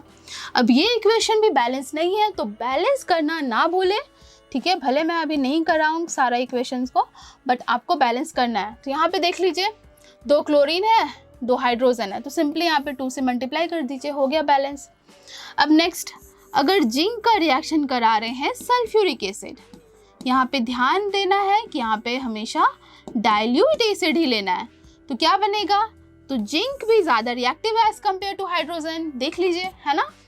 तो जिंक डिस्प्लेस कर देगा हाइड्रोजन को फ्रॉम सल्फ्यूरिक एसिड और बनाएगा जिंक सल्फेट ZnSO4, और यहाँ से भी हाइड्रोजन गैस रिलीज हो जाएगा। नेक्स्ट एग्जाम्पल, अगर मैग्नीशियम का रिएक्शन कराएं HCl के साथ, तो क्या बनेगा, मैग्नीशियम क्लोराइड, मतलब MgCl2, फॉर्मूला लिखने आई होप आप सबको आता होगा, और अगेन हाइड्रोजन गैस रिलीज हो जाएगा। यहाँ पे भी 2 से मल्टीप्लाई कर दीजिए, हो गया। नेक्स्ट, एक चीज़ आपको यहाँ पे ध्यान देना है कि यहाँ पे हम लोग नाइट्रिक एसिड मतलब HNO3 डाइल्यूट का अगर रिएक्शन कराते हैं कोई भी मेटल से, reactive metal, let's suppose iron का, तो यहाँ पे ना हाइड्रोजन गैस नहीं बनता है, यहाँ पे वाटर फॉर्म हो जाता है। क्यों ऐसा? तो आपको पता है नाइट्रिक एसिड एक स्ट्रॉन्ग ऑक्सीडाइजिंग एजेंट है, तो हाइड्रोजन जो रिलीज होगा उसको भी ये ऑक्सीडाइज कर देता है। बट यहाँ पे एक्सेप्शन है, तो पहले इसको लिख लीजिए, उसके बाद हम लोग एक्सेप्शन को जानते हैं। नाइट्रिक एसिड जो है ना, ये दो मेटल के साथ रिएक्ट करके हाइड्रोजन गैस प्रोड्यूस कर सकता है, रेस्ट किसी के साथ भी नहीं। और वो कौन कौन सा मेटल है? वो है मैग्नीशियम एंड मैंगनीज।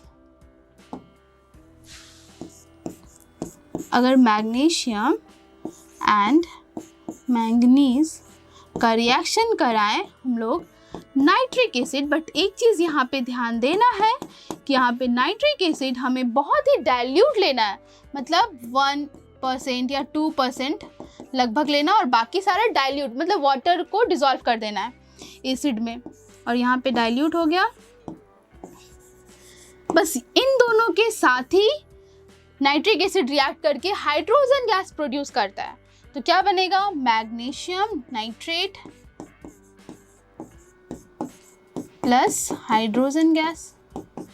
यहाँ पे क्या बनेगा? Manganese nitrate plus hydrogen gas. तो ये बहुत ही इंपॉर्टेंट था, इसको नोट करके लिख लीजिएगा कि नाइट्रिक एसिड तो रिएक्ट नहीं करता जनरली, बट मैग्नीशियम और मैंगनीज के साथ रिएक्ट करता है, वो भी बहुत ही डाइल्यूट फॉर्म में, मतलब 1 से 2%। अब 1 से 2% बोलने का मतलब अगर आपके पास 100 ml का सॉल्यूशन है तो उसमें 99 ml वाटर है और 1 ml एसिड लिए हैं और उसके बाद रिएक्शन करा रहे हैं, तब जाकर आपका हाइड्रोजन गैस प्रोड्यूस होगा यहाँ पे। अब आते हैं नेक्स्ट रिएक्शन। नेक्स्ट है रिएक्शन विथ बेस। तो आपको पता है ये कौन सा रिएक्शन होता है? इसे एक नाम दिया गया है, दैट इज न्यूट्रलाइजेशन रिएक्शन, है ना। ये एक न्यूट्रलाइजेशन रिएक्शन है। तो देखिए यहाँ पे क्या होता है कि अगर कोई एसिड का रिएक्शन बेस के साथ कराते हैं तो क्या होगा? आपको पता है एक सॉल्ट फॉर्म होता है और वाटर बनेगा। तो कॉपर ऑक्साइड है, तो एसिड के साथ रिएक्ट करके कॉपर सल्फेट बनेगा, CuSO4 प्लस वाटर।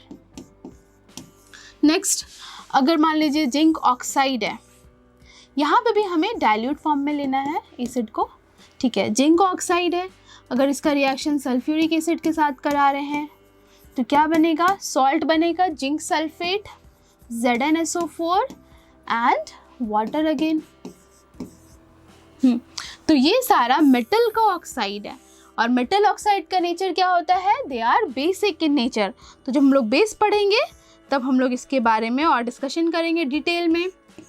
तो जितने भी मेटल के ऑक्साइड हो गए या फिर हाइड्रोक्साइड्स हो गए, लेट्स सपोज NaOH का रिएक्शन हम HCl के साथ कराएंगे तो क्या बनेगा? कॉमन सॉल्ट मतलब NaCl एंड वाटर, राइट। तो यहाँ पे क्या हो रहा है? यहाँ पे होता है डबल डिस्प्लेसमेंट, या फिर बोल सकते हैं एक्सचेंज ऑफ आयंस। आपको पता है Na प्लस रिएक्ट किया क्लोरीन के साथ और बनाया सॉल्ट, और H प्लस और OH मिलके वाटर फॉर्म कर दिया। तो हम ये कह सकते हैं कि जितने भी मेटल के हाइड्रोक्साइड्स हैं they are basic in nature. Next, potassium oxide है, अगर इसका रिएक्शन H2SO4 के साथ कराएंगे तो क्या बनेगा? Potassium sulphate, K2SO4 plus H2O। आई होप ये भी क्लियर होगा कैसे हम लोग रिएक्शन कराते हैं एसिड का बेस के साथ। तो रिएक्शन के बाद क्या प्रोडक्ट मिलता है? मतलब सॉल्ट और वाटर मिलेगा। Next, decomposition of hydrogen carbonate and carbonates. मतलब अगर मेटल का कोई कार्बोनेट है उसका रिएक्शन एसिड के साथ कराएंगे तो क्या प्रोडक्ट मिलेगा? तो एक चीज यहाँ पे ध्यान देना है कि कोई भी एसिड, मतलब यहाँ पे डाइल्यूट एसिड ही लेंगे, तो डाइल्यूट एसिड का रिएक्शन अगर हम कोई मेटल के कार्बोनेट के साथ कराते हैं तो यहाँ पे एक सॉल्ट तो मिलेगा ही, जो भी इसका मेटल वाला होगा वो एसिड का अनायन वाला पार्ट से एक सॉल्ट बन जाएगा, और हाइड्रोजन है, ऑक्सीजन है कार्बोनेट का तो बनाएगा वाटर, और CO2 कार्बोनेट है तो इस रिएक्शन में कार्बन डाइऑक्साइड गैस रिलीज होगा। तो 3 प्रोडक्ट मिलेगा। सबसे पहला कैल्शियम क्लोराइड CaCl2, वाटर तो बनेगा ही, और कार्बन डाइऑक्साइड। तो ये आपको ध्यान देना है। अब मान लीजिए हम बात करें bicarbonate, calcium bicarbonate NaCH CO3। इसका रिएक्शन अगर हम लोग एसिड डाइल्यूट के साथ कराएंगे तो क्या होगा, again calcium chloride, same product मिलेगा, वाटर एंड CO2।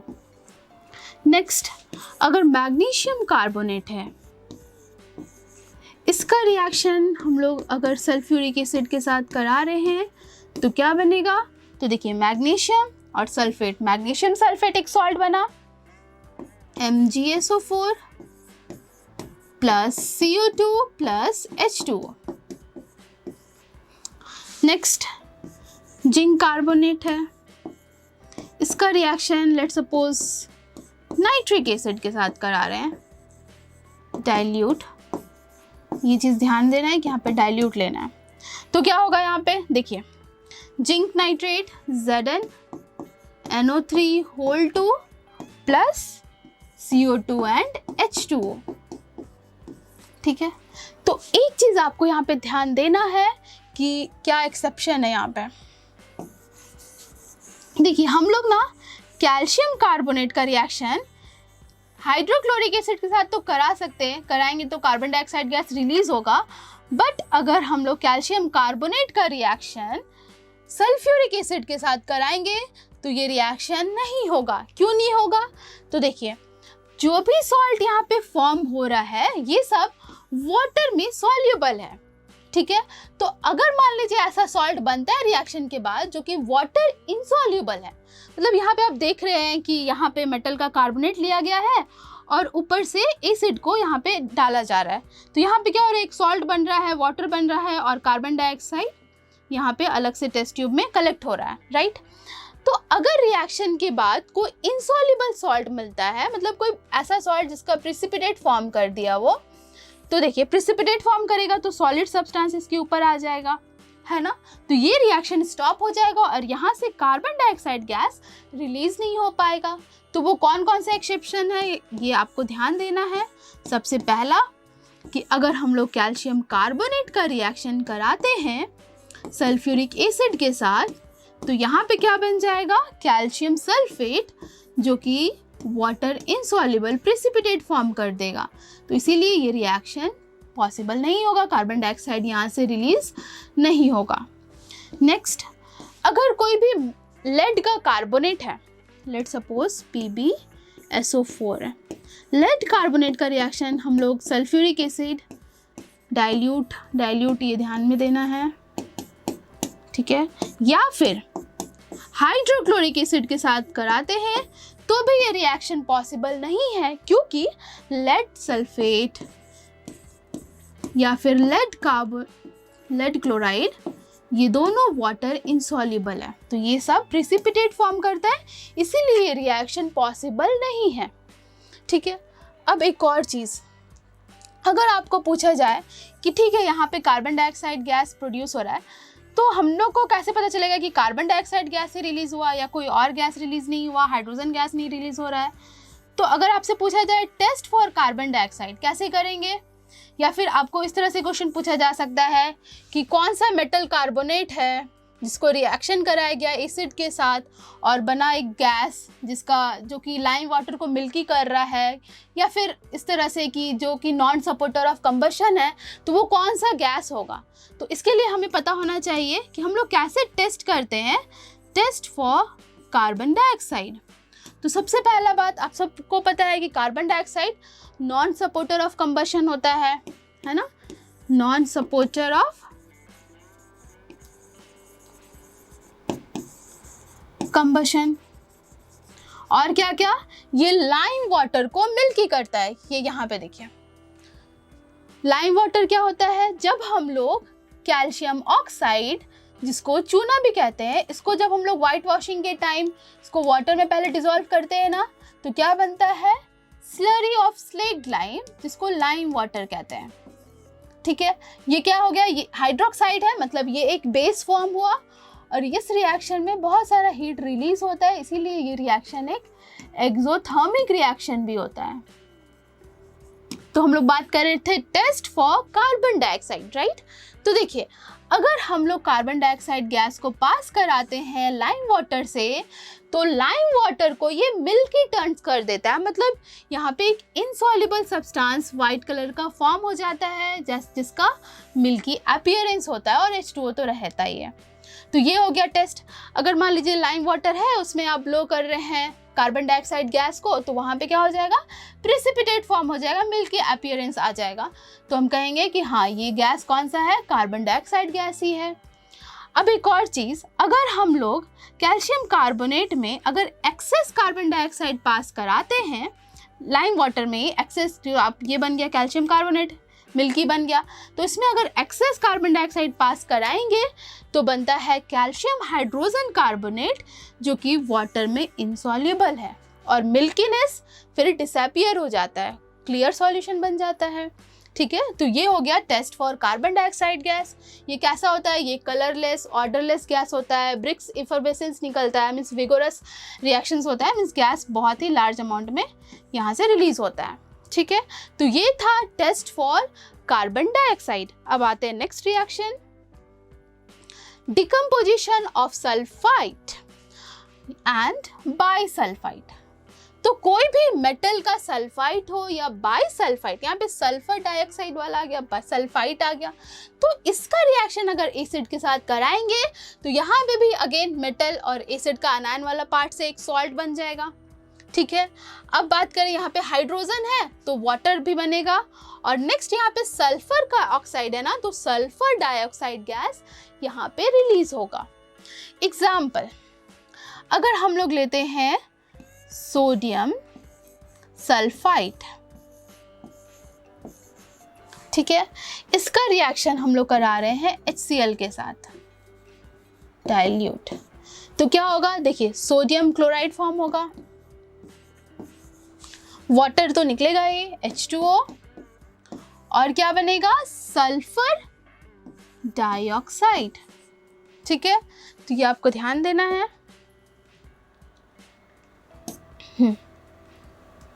तो अगर मान लीजिए सोडियम हाइड्रोजन सल्फाइड है, तब भी सेम प्रोडक्ट बनेगा, मतलब NaCl plus H2O plus SO2, sulphur dioxide gas. और example, let suppose magnesium sulphide है और इसका रिएक्शन करा रहे हैं सल्फ्यूरिक एसिड के साथ, तो क्या बनेगा, बनेगा magnesium sulphate MgSO4 plus H2O plus SO2। और एग्जाम्पल, पोटाशियम सल्फाइड K2SO3, इसका रिएक्शन अगर हम कराएं HCl के साथ डाइल्यूट, तो क्या फॉर्म होगा, देखिए KCl potassium chloride plus H2O plus SO2। ठीक है, अगर आपसे पूछा जाए कि कोई रिएक्शन हुआ, सॉल्ट लिए थे और उसका रिएक्शन करा एसिड के साथ और हमें गैस निकला, जो भी वो गैस उसका पंजेंट स्मेल है, तो वो कौन सा गैस होगा, तो आप सबको पता होना चाहिए कि सल्फर डाइऑक्साइड का पंजेंट स्मेल होता है, मतलब बर्निंग सल्फर का स्मेल आता है इससे। ठीक है, और अगर और बताना हो और क्या क्या टेस्ट देता है ये, तो आइए देखते हैं।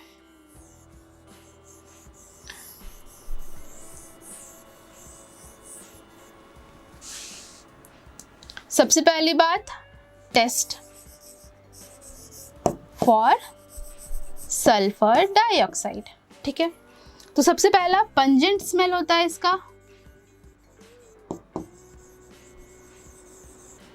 सेकंड, ये भी लाइम वाटर को मिल्की टर्न्स करता है, मतलब अगर कैल्शियम हाइड्रोक्साइड में हम लोग ऐड करें सल्फर डाइऑक्साइड तो मिलेगा कैल्शियम सल्फाइड प्लस H2O, और इसका भी मिल्की अपीयरेंस होता है। ठीक है,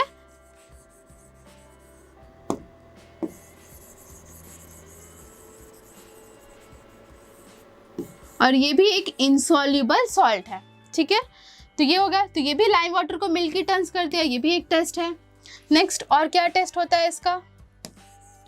टेस्ट जरूरी इसीलिए है क्योंकि आगे आप लोग को प्रैक्टिकल का भी क्वेश्चन आता है ना, तो उसके लिए बहुत इंपॉर्टेंट है। नेक्स्ट और क्या क्या टेस्ट इसका हो सकता है? Sorry,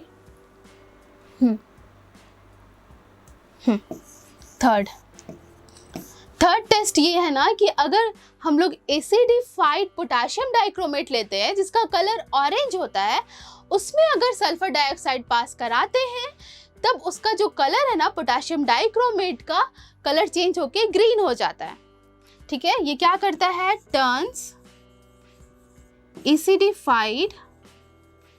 acidified potassium dichromate K2Cr2O7 to green,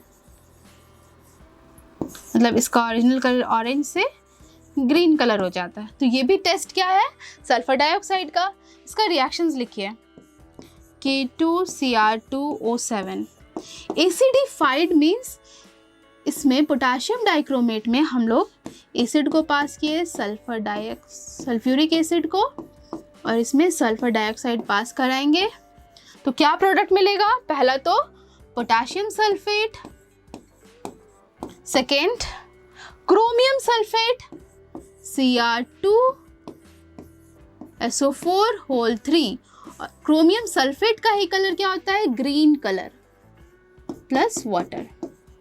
तो ये भी टेस्ट हो गया सल्फर डाइऑक्साइड का, मतलब ऑरेंज कलर से कलर चेंज होके ग्रीन कलर का हो जाता है। तो इसको आप नोट कर लीजिए या फिर स्क्रीनशॉट ले लीजिए। अब आते हैं नेक्स्ट टेस्ट। नेक्स्ट 4 है, उसको भी देख लेते हैं, वो भी बहुत ही इंपॉर्टेंट है। अगर हम लोग सल्फर डाइऑक्साइड को पास कराते हैं पोटेशियम पर मैग्नेट से, और पोटेशियम पर मैग्नेट का कलर क्या होता है? पिंक कलर, और ये दोनों ही ऑक्सीडाइजिंग एजेंट है। 4th, तो turns KMnO4 potassium permanganate solution pink to colourless. मतलब अगर हम लोग पोटेशियम पर मैग्नेट जिसका कलर पिंक होता है, इसमें हम लोग इसका अगर सॉल्यूशन लिए और इसमें हम लोग ऐड किए सल्फर डाइऑक्साइड, तो यहाँ पे क्या प्रोडक्ट मिलता है? पहला तो पोटेशियम सल्फेट, फिर बनेगा manganese sulphate MnSO4 plus H2SO4। तो मैंगनीज सल्फेट जो बना इसका कलरलेस होता है, ये कलर का कोई कलर नहीं होता, तो पिंक कलर से कलरलेस हो गया ना। तो ये भी टेस्ट है सल्फर डाइऑक्साइड का। आई होप ये क्लियर हो गया होगा। अब आते हैं नेक्स्ट, डिकम्पोजिशन ऑफ सल्फाइड। ये ध्यान में देना है, सल्फाइड है। सल्फाइड क्या होता है? SO3 sulphide, metal sulphide means ZnS, क्योंकि सल्फर का यहाँ पे वैलेंसी क्या होगा? -2, और जिंक का भी क्या है? +2, तो ये हो गया ZnS। तो अगर कोई भी मेटल सल्फाइड है और इसका रिएक्शन हम एसिड के साथ कराएंगे तो क्या बनेगा? तो देखिए, मेटल का एसिड का अनायन वाला पार्ट के साथ क्या बना देगा? सॉल्ट बना देगा, और यहाँ पे मिलेगा हाइड्रोजन सल्फाइड। ठीक है, ZnCl2 प्लस H2S। ठीक है, अब उसी तरह से अगर आयरन सल्फाइड है, इसका रिएक्शन सल्फ्यूरिक एसिड के साथ कराए तो यहाँ पे डाइल्यूट, ये भी इंपॉर्टेंट है, तो क्या बनेगा? बनेगा iron sulphate FeSO4 plus hydrogen sulphide. ठीक है, अगर मान लीजिए लेड सल्फाइड है और इसका रिएक्शन हम करा रहे हैं सल्फ्यूरिक एसिड के साथ, तो क्या बनेगा? Again lead sulphate PbSO4 plus hydrogen sulphide, ये होगा। अगर आपसे पूछा जाए जो भी ये गैस निकल रहा है उसका रॉटन एग स्मेल है, तो तो वो हो जाएगा हाइड्रोजन सल्फाइड। क्योंकि अगर हमें टेस्ट करना हो, टेस्ट फॉर हाइड्रोजन सल्फाइड, तो इसका 2 टेस्ट होता है। पहला, इसका रॉटन एग स्मेल होगा,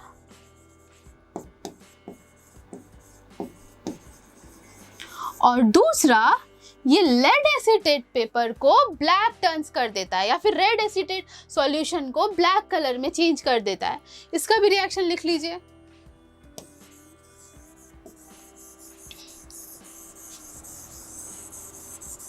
टेस्ट बहुत ही इंपॉर्टेंट है गैस का।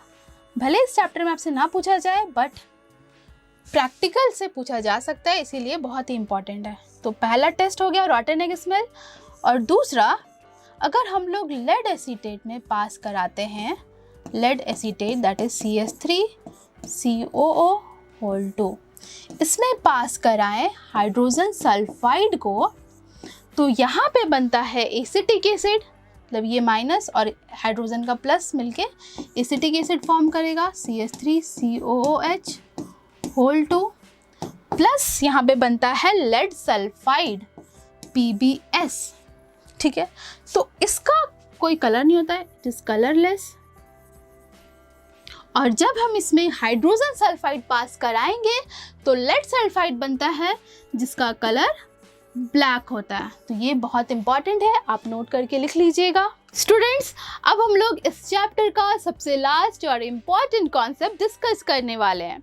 वो कॉन्सेप्ट क्या है कि अगर आपके पास कोई सॉल्ट क्लोराइड एंड नाइट्रेट का है, for example sodium chloride, sodium nitrate, potassium chloride, potassium nitrate, calcium chloride, इन सब का अगर कोई सॉल्ट है तो उसका रिएक्शन हमेशा कॉन्सेंट्रेटेड एसिड के साथ होगा। ठीक है, बट कुछ ऐसे मेटल है जिनका रिएक्शन डाइल्यूट एसिड के साथ भी हो सकता है।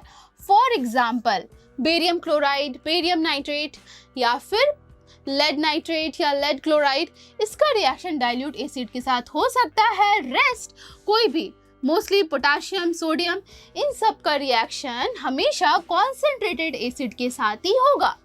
ऐसा क्यों? क्योंकि आपको पता है सोडियम, पोटाशियम, ये सारे बहुत ही ज़्यादा रिएक्टिव मेटल्स हैं।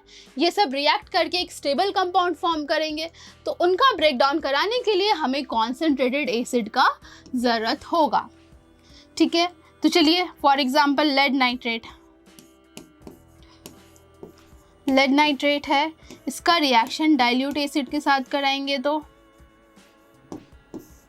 क्या बनेगा? तो सबसे पहले एक सॉल्ट बनेगा लेड और क्लोराइड का, lead chloride PbCl2।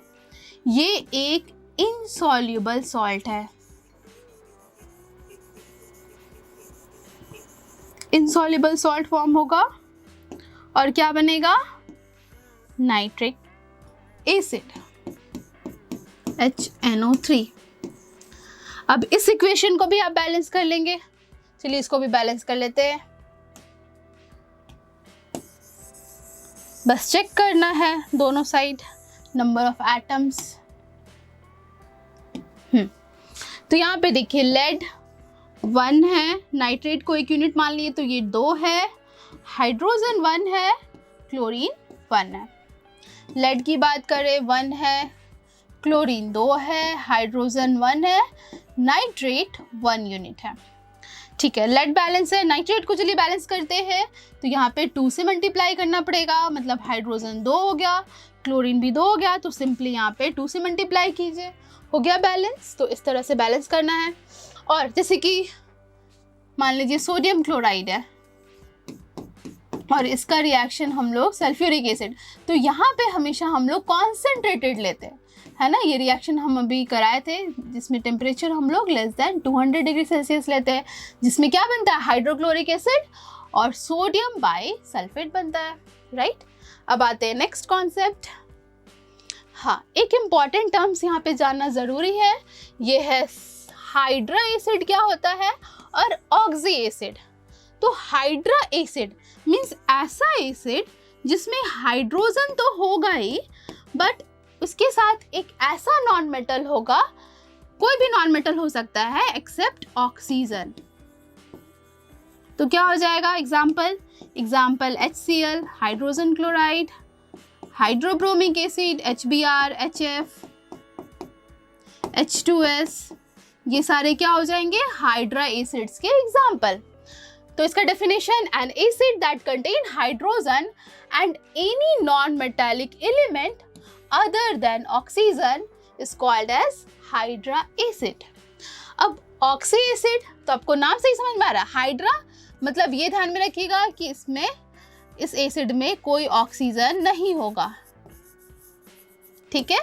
But oxy acid है तो हाइड्रोजन होगा, वो अटैच्ड होगा ऑक्सीजन के साथ, और एक non metal other than oxygen भी होगा, तो उसे कहते हैं ऑक्सी एसिड। डेफिनेशन क्या होता है, acid that contain an oxygen, ठीक है, atom bonded to a hydrogen atom, ठीक है, and at least one other element, तो इसे कहते हैं ऑक्सी एसिड। ऑक्सी एसिड का एग्जाम्पल क्या हो जाएगा, H2SO4, sulphuric acid, sulphurous acid, phosphoric acid, nitric acid, ये सारा एग्जाम्पल हो गया ऑक्सी एसिड का। अब आते हैं लास्ट, इस चैप्टर का मतलब एसिड वाला जो पार्ट है, इसका सबसे last concept, that is uses of acid. तो हमको पता है हम लोग एसिड का बहुत यूज़ करते हैं अपने डेली लाइफ में।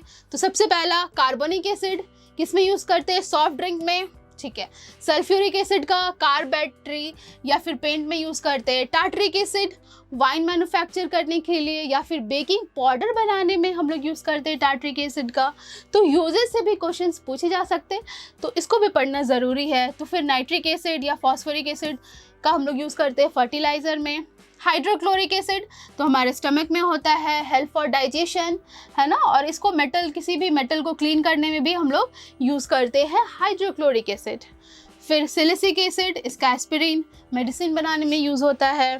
एसिटिक एसिड तो विनेगर में होता है, जो जब हम लोग नूडल्स बनाते हैं तो उसमें ऐड करते हैं ना।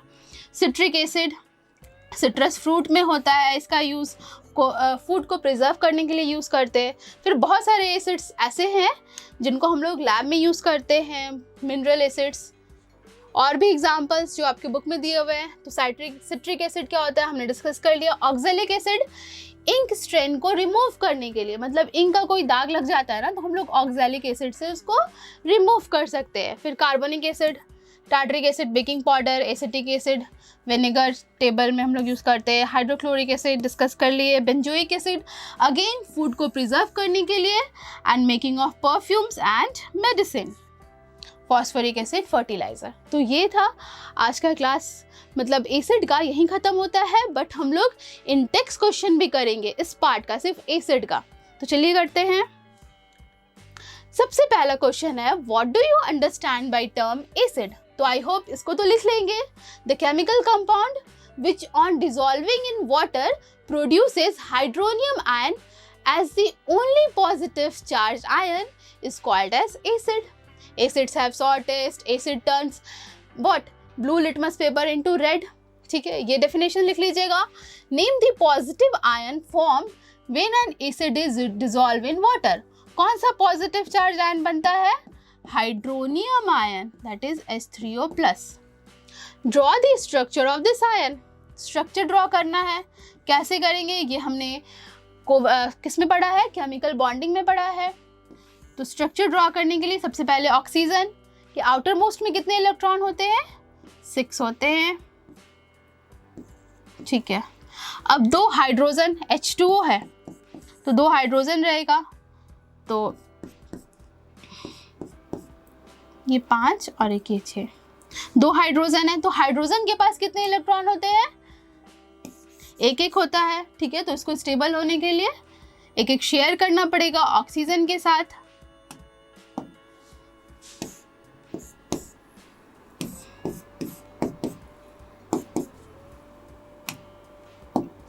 ये इसके साथ शेयर किया। ठीक है, ये हो गया वाटर। अब इसमें मान लीजिए एसिड को ऐड किए हैं।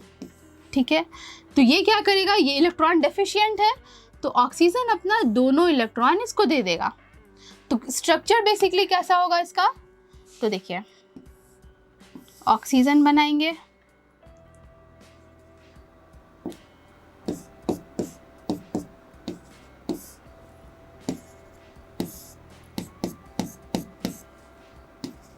एक लोन पेयर रहेगा और एक लोन पेयर देगा H को, और इस पे क्या हो जाएगा, ओवरऑल पॉजिटिव चार्ज। ये हो गया इसका स्ट्रक्चर। अब आते हैं next question. Write the ionization of sulphuric acid showing the formation of hydronium ion. Ionization मतलब जब ये टूटता है तो वो दिखाना है, तो कैसे टूटता है, H2SO4 ये एसिड है, ये कैसे आयोनाइज होगा, तो सबसे पहले एक H प्लस आयोनाइज होके हाइड्रोनियम आयन फॉर्म करेगा, प्लस एक H पहले से है तो सोडियम सल्फेट, ये हो गया। अब फर्दर एक और हाइड्रोजन आयोनाइज होगा, वो आयोनाइज होके फिर से एक H3O प्लस और सल्फेट आयन फॉर्म होगा, ये हो गया इसका आंसर। अब next, why water is never added to acid in order to dilute it. तो ये मैंने पहले भी आपको बता दिया है कि जब हम लोग वाटर डालेंगे एसिड में तो बहुत ज़्यादा एक्सोथर्मिक रिएक्शन होता है, मीन्स बहुत ज़्यादा हीट एनर्जी रिलीज होता है, जो कि बहुत हार्मफुल है हमारे लिए। इसीलिए हमेशा हम लोग क्या करते हैं, हम लोग वाटर में ऐड करते हैं ड्रॉप वाइज एसिड।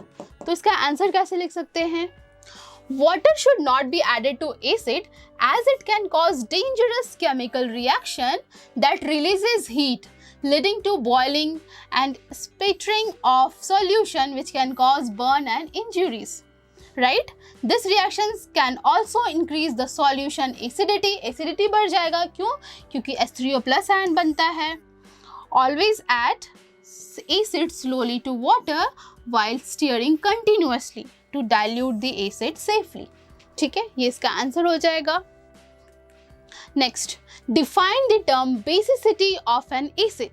तो ये हमने ऑलरेडी क्लास में पढ़ लिया है। बेसिसिटी क्या होता है, बेसिसिटी ऑफ एन एसिड कि कोई भी एसिड का अगर एक मॉलिक्यूल ले रहे हैं तो वो एक्वा सॉल्यूशन में कितना H प्लस या हाइड्रोनियम आयन प्रोड्यूस कर रहा है, वो उसका हो जाता है बेसिसिटी। ठीक है, डेफिनेशन आप लिख लेंगे। अब है give the basicity of nitric acid. Nitric acid इसमें एक ही H प्लस रिलीज होता है ना, तो ये कैसा, इसका बेसिसिटी क्या हो जाएगा, ये हो जाएगा मोनोबेसिक एसिड। नेक्स्ट है sulphuric acid H2SO4। I hope इसका आंसर आपको पता होगा, क्या हो जाएगा ये, डाइबेसिक, कि हम लोग डिस्कस कर चुके हैं क्लास में। नेक्स्ट है फॉस्फोरिक एसिड H3PO4। इसका भी हम लोग स्ट्रक्चर ड्रॉ करके देखें कि तीनों हाइड्रोजन ऑक्सीजन से अटैच्ड है, यानी कि तीनों का तीनों हाइड्रोजन आयोनाइज्ड हो जाएगा। इट मीन्स ये क्या हो जाएगा, ट्राइबेसिक। आई होप ये क्लियर हो गया होगा। अब करते हैं next question. Give 2 example of each of the following. आपको oxy acid, hydra acid, tribasic acid और डाइबेसिक का 2 एग्जाम्पल देना है। सबसे पहले बात करें ऑक्सी एसिड, क्या हो जाएगा, सल्फ्यूरिक एसिड H2SO4 या फिर नाइट्रिक एसिड। ऑक्सी एसिड क्या होता है, ऐसा एसिड जिसमें हाइड्रोजन से अटैच्ड हो ऑक्सीजन और एक ऐसा अदर नॉन मेटल हो। हाइड्रा एसिड जिसमें हाइड्रोजन हो और कोई non metal except oxygen. Tribasic acid क्या हो जाएगा, तो H3PO4, फॉस्फोरिक एसिड या फिर सिट्रिक एसिड। सिट्रिक एसिड का फॉर्मूला C6O8H7, ये है सिट्रिक एसिड। ठीक है, अब बात करें डाइबेसिक, तो आप सबको पता होगा H2SO4 या फिर H2SO3, सल्फ्यूरिक या सल्फ्यूरस एसिड। अब करते हैं next question. Name the acidic anhydride of the following acid. इन सब एसिड का आपको बताना है एसिडिक एनहाइड्राइड क्या होगा, सल्फ्यूरस एसिड। सल्फ्यूरस एसिड क्या होता है, H2SO3। ये कैसे बनेगा, तो आपको पता है सल्फर डाइऑक्साइड में जब वाटर ऐड करेंगे तो इसका एसिडिक एनहाइड्राइड क्या हो जाएगा, SO2, right. Next nitric acid HNO3, इसका क्या था, तो था N2O5। फॉस्फोरिक एसिड का P2O5, कार्बोनिक एसिड का CO2। Acid present in vinegar में कौन सा एसिड होता है? एसिटिक एसिड होता है। ग्रेप्स में टार्टरिक एसिड होता है। लेमन में सिट्रिक एसिड, इसे सिट्रस फ्रूट भी कहा जाता है, सिट्रिक एसिड। ठीक है, आई होप ये समझ में आया होगा। अब करते हैं नेक्स्ट। इस तरह से क्वेश्चन करना है ना, इजी। चलिए, what do you understand by the statement acetic acid is a monobasic acid? Acetic acid का फॉर्मूला क्या होता है?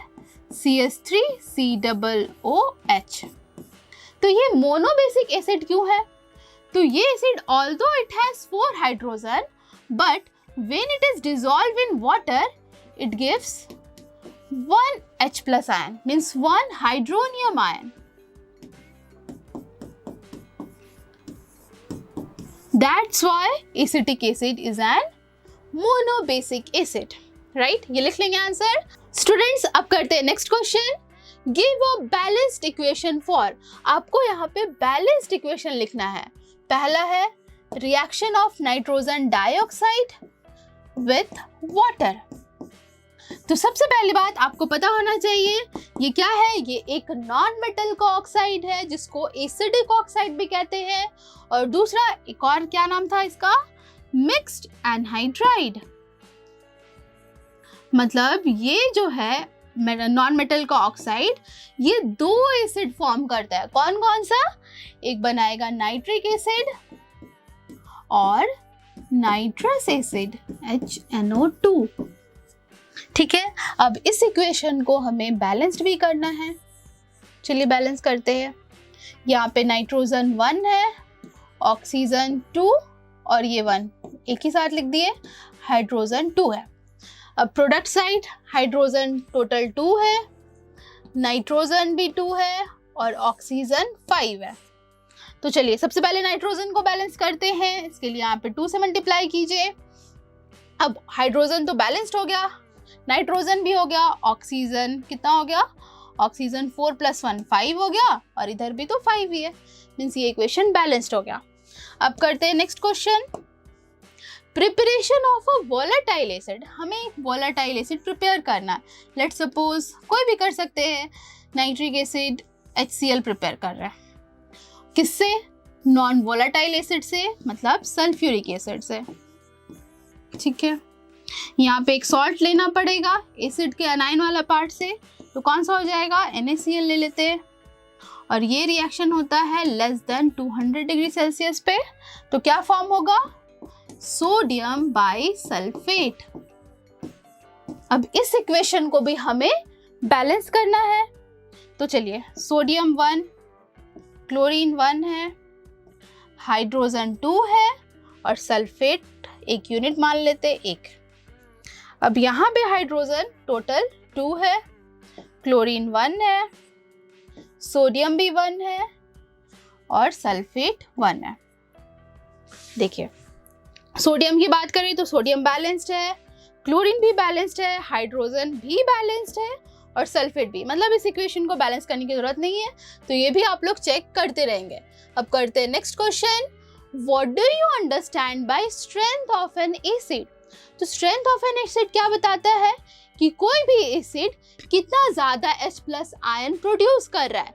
जो ज्यादा प्रोड्यूस करेगा उसका स्ट्रेंथ, मतलब वो उतना ज्यादा ही स्ट्रॉन्ग एसिड होगा। Right? On what factor the strength of an acid depend? किस पे डिपेंड करेगा कि कितना ज्यादा H+ आयन डोनेट कर रहा है या फिर आयोनाइज हो रहा है एक्वस सॉल्यूशन में। तो इसका आंसर कैसे लिखेंगे? The strength of an acid is the extent to which acid ionizes or dissociate in water. अब किस पे डिपेंड करता है? तो डिपेंड करता है डिग्री ऑफ आयोनाइजेशन पे। डिग्री ऑफ आयोनाइजेशन क्या होता है? इसका फॉर्मूला है number of acid molecule ionises divided by total molecule of acid in aqueous solution। उस aqueous solution में कितना नंबर ऑफ एसिड का मॉलिक्यूल है और उसमें से कितना एसिड आयोनाइज हुआ, वही होता है डिग्री ऑफ आयोनाइजेशन। ठीक है, तो जितना ज्यादा डिग्री ऑफ आयोनाइजेशन होगा उतना ज्यादा स्ट्रेंथ होगा एसिड का। आपको पता है कि अगर स्ट्रॉन्ग एसिड है तो पूरा का पूरा 100 अगर मॉलिक्यूल लेंगे तो पूरा का पूरा आयोनाइज हो जाता है, मतलब उसका डिग्री ऑफ आयोनाइजेशन ज्यादा होगा। लेकिन वीक है तो उसका कम हो जाएगा। बस इस तरह से आंसर लिख सकते हैं। अब करते हैं next question. Explain the following. आपको एक्सप्लेन करना है। Carbonic acid gives an acid salt, ठीक है, but hydrochloric acid does not. Carbonic acid मतलब H2CO3, ये क्या देता है? ये एक एसिडिक सॉल्ट देता है। अब एसिड सॉल्ट क्या होता है? सॉल्ट के बारे में अभी हम नहीं पढ़े हैं। तो सॉल्ट बेसिकली एक आयनिक कंपाउंड होता है जिसमें कटायन और अनायन होता है, कटायन एंड अनायन। तो बेसिकली एसिडिक सॉल्ट क्या होता है कि उसमें कटायन में एक पार्ट H+ तो होना ही चाहिए, मतलब एक कटायन वाला पार्ट हाइड्रोजन होगा, तो उसे कहते हैं एसिडिक सॉल्ट। जब हम लोग सॉल्ट के बारे में पढ़ेंगे तो हम लोग डिटेल में जानेंगे। बट न्यूट्रल सॉल्ट क्या होता है? जिसमें कोई भी H हो ही ना, मतलब उसका कटायन वाला पार्ट में H+ ना हो, तो वो होता है न्यूट्रल सॉल्ट। और एसिडिक सॉल्ट मीन्स उसमें एक कटायन H+ होना चाहिए, एक और हो सकता है बट एक तो H+ होना ही चाहिए। और नेक्स्ट अगर बात करें बेसिक सॉल्ट, तो उसमें कंपलसरी है कि उसका अनायन वाला एक पार्ट OH- तो होना ही चाहिए। ठीक है, अब बात करें क्या ये कार्बोनिक एसिड। तो कार्बोनिक एसिड फॉर्म करता है एसिडिक सॉल्ट। ऐसा क्यों? तो जब हम लोग कार्बोनिक एसिड का रिएक्शन लेट्स सपोज बेस के साथ करा रहे हैं, ये कौन सा बेस है? Sodium hydroxide. तो क्या रिएक्शन होगा? सॉल्ट बनेगा। कौन सा सॉल्ट बनेगा? Sodium hydrogen carbonate. ये एक सॉल्ट बना और प्लस क्या बनेगा? वाटर। तो ये कैसा सॉल्ट फॉर्म कर रहा है? ये एक एसिडिक सॉल्ट फॉर्म हुआ, राइट? तो ये इसका हो गया आंसर। बट हाइड्रोक्लोरिक एसिड, अब बात करें NaOH एंड HCl, ये है। तो यहाँ पे क्या होता है? यहाँ पे आयंस का एक्सचेंज हो जाएगा, मतलब ये इसके पास एक ही H है, ये OH के साथ मिलके H2O वाटर फॉर्म कर लेगा और यहाँ पे NaCl बन जाएगा, मतलब एक न्यूट्रल सॉल्ट बना। आई होप ये समझ में आ गया होगा कैसे लिखना है। अब करते हैं next question. Dilute hydrochloric is stronger than highly concentrated acetic acid. ऐसा क्यों? तो देखिए HCl एक स्ट्रॉन्ग एसिड है, आपको पता है। इसको अगर हम लोग कितना भी डाइल्यूट करें, अगर डाइल्यूट करेंगे तो इसमें H3O+ आयन क्या होगा? इंक्रीज करेगा, है ना, क्योंकि ये स्ट्रॉन्ग एसिड है। बट अगर हम कॉन्सेंट्रेटेड ही अगर एसिटिक एसिड लिए, बट ये तो वीक है, ये पूरा का पूरा मॉलिक्यूल्स आयोनाइज नहीं होगा। इसीलिए भले ही एसिड डाइल्यूट क्यों ना हो, बट अगर स्ट्रॉन्ग एसिड है तो वो हमेशा स्ट्रॉन्ग ही रहेगा। ठीक है, तो ये हो गया इसका आंसर। अब करते हैं next. H3PO3 is not a try basic acid. इसको एक्सप्लेन करना है। H3PO3 ये कौन सा एसिड है? Phosphorous acid. तो क्यों नहीं है? तो आइए इसको स्ट्रक्चर से बता देंगे कि फॉस्फोरस है तो इसके आउटर मोस्ट में 5 हो जाएंगे इलेक्ट्रॉन, 5 हो गया। 3 हाइड्रोजन है और 3 ऑक्सीजन भी है, तो एक ऑक्सीजन तो डबल बॉन्ड बना लेगा और बाकी 2 OH और एक हाइड्रोजन रह गया तो वो डायरेक्टली अटैच्ड हो जाएगा P से। तो यहाँ पे आप देखेंगे कि 2 ही हाइड्रोजन ऐसा है जो कि ऑक्सीजन से डायरेक्टली अटैच्ड है। मीन्स ऑक्सीजन का इलेक्ट्रोनेगेटिविटी ज़्यादा है, तो इस पे partial negative, partial positive, partial negative, partial positive. It means 2 H+ he ionised हुआ। तो ये क्या हो गया? ये एक डाई बेसिक का एग्जाम्पल हो गया, डाई बेसिक एसिड हो गया, ट्राई तो नहीं हुआ। तो आप लिख सकते हैं कि ये फॉस्फोरस एसिड जो है ये कौन सा एसिड हो गया? H3PO4। H3 आपको ये ध्यान में रखना है कि अगर ऑक्सीजन ज़्यादा है तो एक ऐड होगा? अगर ऑक्सीजन कम है तो अस, तो ये फॉस्फोरस एसिड है। ये ट्राइबेसिक इसीलिए नहीं है क्योंकि ये एक्वस सॉल्यूशन में सिर्फ 2 हाइड्रोजन आयन प्रोड्यूस कर रहा है। ठीक है, अब करते हैं next question. Lead carbonate does not react with dilute HCl। ये हम पहले भी पढ़ लिए कि लेड कार्बोनेट है, ये रिएक्ट क्यों नहीं करता है डाइल्यूट HCl के साथ? तो आपको पता है ये क्या बनाता है, लेड क्लोराइड, जो कि एक क्या है, एक इनसॉल्युबल सॉल्ट है, प्रेसिपिटेट फॉर्म कर लेता है, तो यहाँ से कार्बन डाइऑक्साइड गैस रिलीज नहीं हो पाता, इसलिए ये रिएक्शन नहीं होता है। राइट, ये हम पहले भी बता दिए आपको। अब next, nitrogen dioxide is a double acid anhydride. ये डबल एसिड एनहाइड्राइड है, क्यों? क्योंकि जब इसमें हम लोग वाटर ऐड करते हैं तो क्या होता है, 2 एसिड फॉर्म करता है। कौन सा? नाइट्रिक और नाइट्रस एसिड। ठीक है, आई होप आपको अच्छे से समझ में आ रहा होगा कि किस तरह से आंसर लिखना है, और चैप्टर पढ़ने के बाद क्वेश्चंस तो आराम से बन जाएगा। आप खुद से कोशिश कीजिए आंसर करने का, वीडियो को पॉज करके। ठीक है, अब बात करते हैं how is an acid prepared. कैसे हम लोग एसिड को प्रिपेयर करें फ्रॉम नॉन मेटल? तो ये तो सबको पता है, क्या करना है हमें, directly let suppose hydrogen gas है, इसका रिएक्शन कोई नॉन मेटल के साथ करा लीजिए, तो क्या बन जाएगा, 2HCl बन गया एसिड। कोई भी एक एग्जाम्पल या 2 एग्जाम्पल दे दीजिए। प्लस Br2, ये भी क्या बना देगा, 2HBr। ये तो इसी का पार्ट हो गया। अब नेक्स्ट बी, सॉल्ट। अब हम लोग को एसिड प्रिपेयर करना है सॉल्ट के साथ। तो हमने देखा है कि जैसे कि सोडियम नाइट्रेट है, ये एक सॉल्ट है, इसका रिएक्शन अगर हम लोग H2SO4, आपको पता है ये नाइट्रेट का सॉल्ट है, तो यहाँ पे हमें कॉन्सेंट्रेटेड सल्फ्यूरिक एसिड लेना है। ठीक है, तो यहाँ से क्या बनेगा, यहाँ से बनेगा नाइट्रिक एसिड प्लस एक सॉल्ट सोडियम बाइसल्फेट। ये हो गया। आई होप आपको अच्छे से समझ में आया होगा। अब करते हैं next question 12। Give equation to show how the following are made from corresponding anhydride. आपको बताना है कि ये सब एसिड कैसे अपने एनहाइड्राइड से फॉर्म हुआ है। ठीक है, सबका रिएक्शन लिखना है। तो सबसे पहले बात करते हैं सल्फ्यूरस एसिड। सल्फ्यूरस एसिड का फॉर्मूला क्या होता है, H3SO3 हो जाएगा।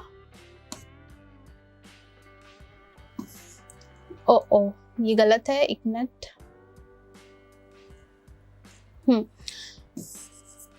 सल्फ्यूरस एसिड, इसका क्या फॉर्मूला होता है, H2SO3।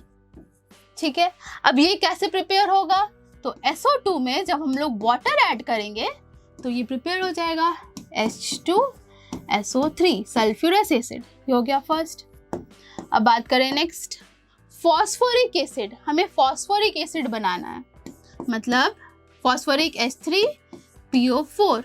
ये कैसे प्रिपेयर होगा, तो फॉस्फोरस पेंटाऑक्साइड में हम लोग वाटर ऐड करेंगे तो मिलेगा हमें फॉस्फोरिक एसिड। हमने ऑलरेडी डिस्कस कर लिया है कार्बोनिक एसिड प्रिपेयर कैसे होता है, कार्बन डाइऑक्साइड प्लस वाटर, तो बन जाएगा H2CO3। नेक्स्ट है सल्फ्यूरिक एसिड। तो इसके लिए हमें सल्फर ट्राइऑक्साइड का रिएक्शन कराना पड़ेगा वाटर के साथ, तो बनेगा H2SO4। ठीक है, आई होप ये क्लियर हो गया होगा। अब करते हैं next question. Name an acid used to flavour and preserve food. Food को प्रिजर्व या फ्लेवर लाने के लिए हम लोग कौन सा एसिड का यूज करते हैं, हम लोग यूज करते हैं सिट्रिक एसिड का। In a drink, soft drink में हम लोग कौन सा एसिड यूज करते हैं, कार्बोनिक एसिड का। टू रिमूव इंक स्पॉट, ये हमने ऑलरेडी डिस्कस किया, oxalic acid. As an eye wash, eye wash हम लोग किससे करते हैं, बोरिक एसिड के साथ करते हैं। ठीक है, अब करते हैं next question. Give reaction of acid with. Acid का रिएक्शन आपको करना है क्लोराइड के साथ, नाइट्रेट के साथ, ठीक है, मतलब नाइट्रेट का सॉल्ट या फिर क्लोराइड का salt. State the condition under which they react. आपको पता है क्लोराइड या नाइट्रेट का सॉल्ट किससे रिएक्ट होता है? कॉन्सेंट्रेटेड एसिड के साथ रिएक्ट होगा, है ना। तो चलिए दोनों का एग्जाम्पल रिएक्शन लिखना है बस। तो क्लोराइड का लेट्स सपोज NaCl है, इसका रिएक्शन हम लोग कॉन्सेंट्रेटेड HCl के साथ कराएंगे तो क्या बनेगा? NaCl सॉल्ट प्लस वाटर, ठीक है। अब नेक्स्ट कोई भी नाइट्रेट का सॉल्ट ले लीजिए, NaNO3 प्लस सल्फ्यूरिक एसिड, वो भी कॉन्सेंट्रेटेड, क्या बनेगा? सोडियम सल्फेट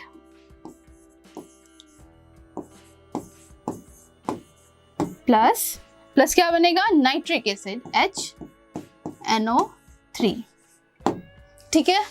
तो आई होप आपको अच्छे से समझ में आया होगा कि कैसे क्वेश्चन को सॉल्व करना है। तो आज का class acid base and salt का पार्ट 1 यहीं ख़त्म होता है। आज की क्लास में हम लोग ने एसिड के बारे में पढ़ा, एसिड को कैसे प्रिपेयर करते हैं, एसिड का प्रॉपर्टीज़ क्या क्या होता है, और उसके बाद हम लोग इंटेक्स क्वेश्चन भी सॉल्व किए कि किस तरह के क्वेश्चंस आ सकते हैं, ठीक है। और भी क्वेश्चंस आप प्रैक्टिस करें। तो स्टूडेंट्स, अगर अभी तक आपने मिधा गुरु को लाइक, सब्सक्राइब और बेल आइकन को हिट नहीं किया है तो अभी लाइक करें, सब्सक्राइब करें, बेल आइकन को भी हिट करें और अपने दोस्तों के साथ ज़्यादा से ज़्यादा शेयर करें। अब मिलते हैं पार्ट 2 में जिसमें हम लोग बेसिस के बारे में पढ़ेंगे। तब तक के लिए बाय बाय।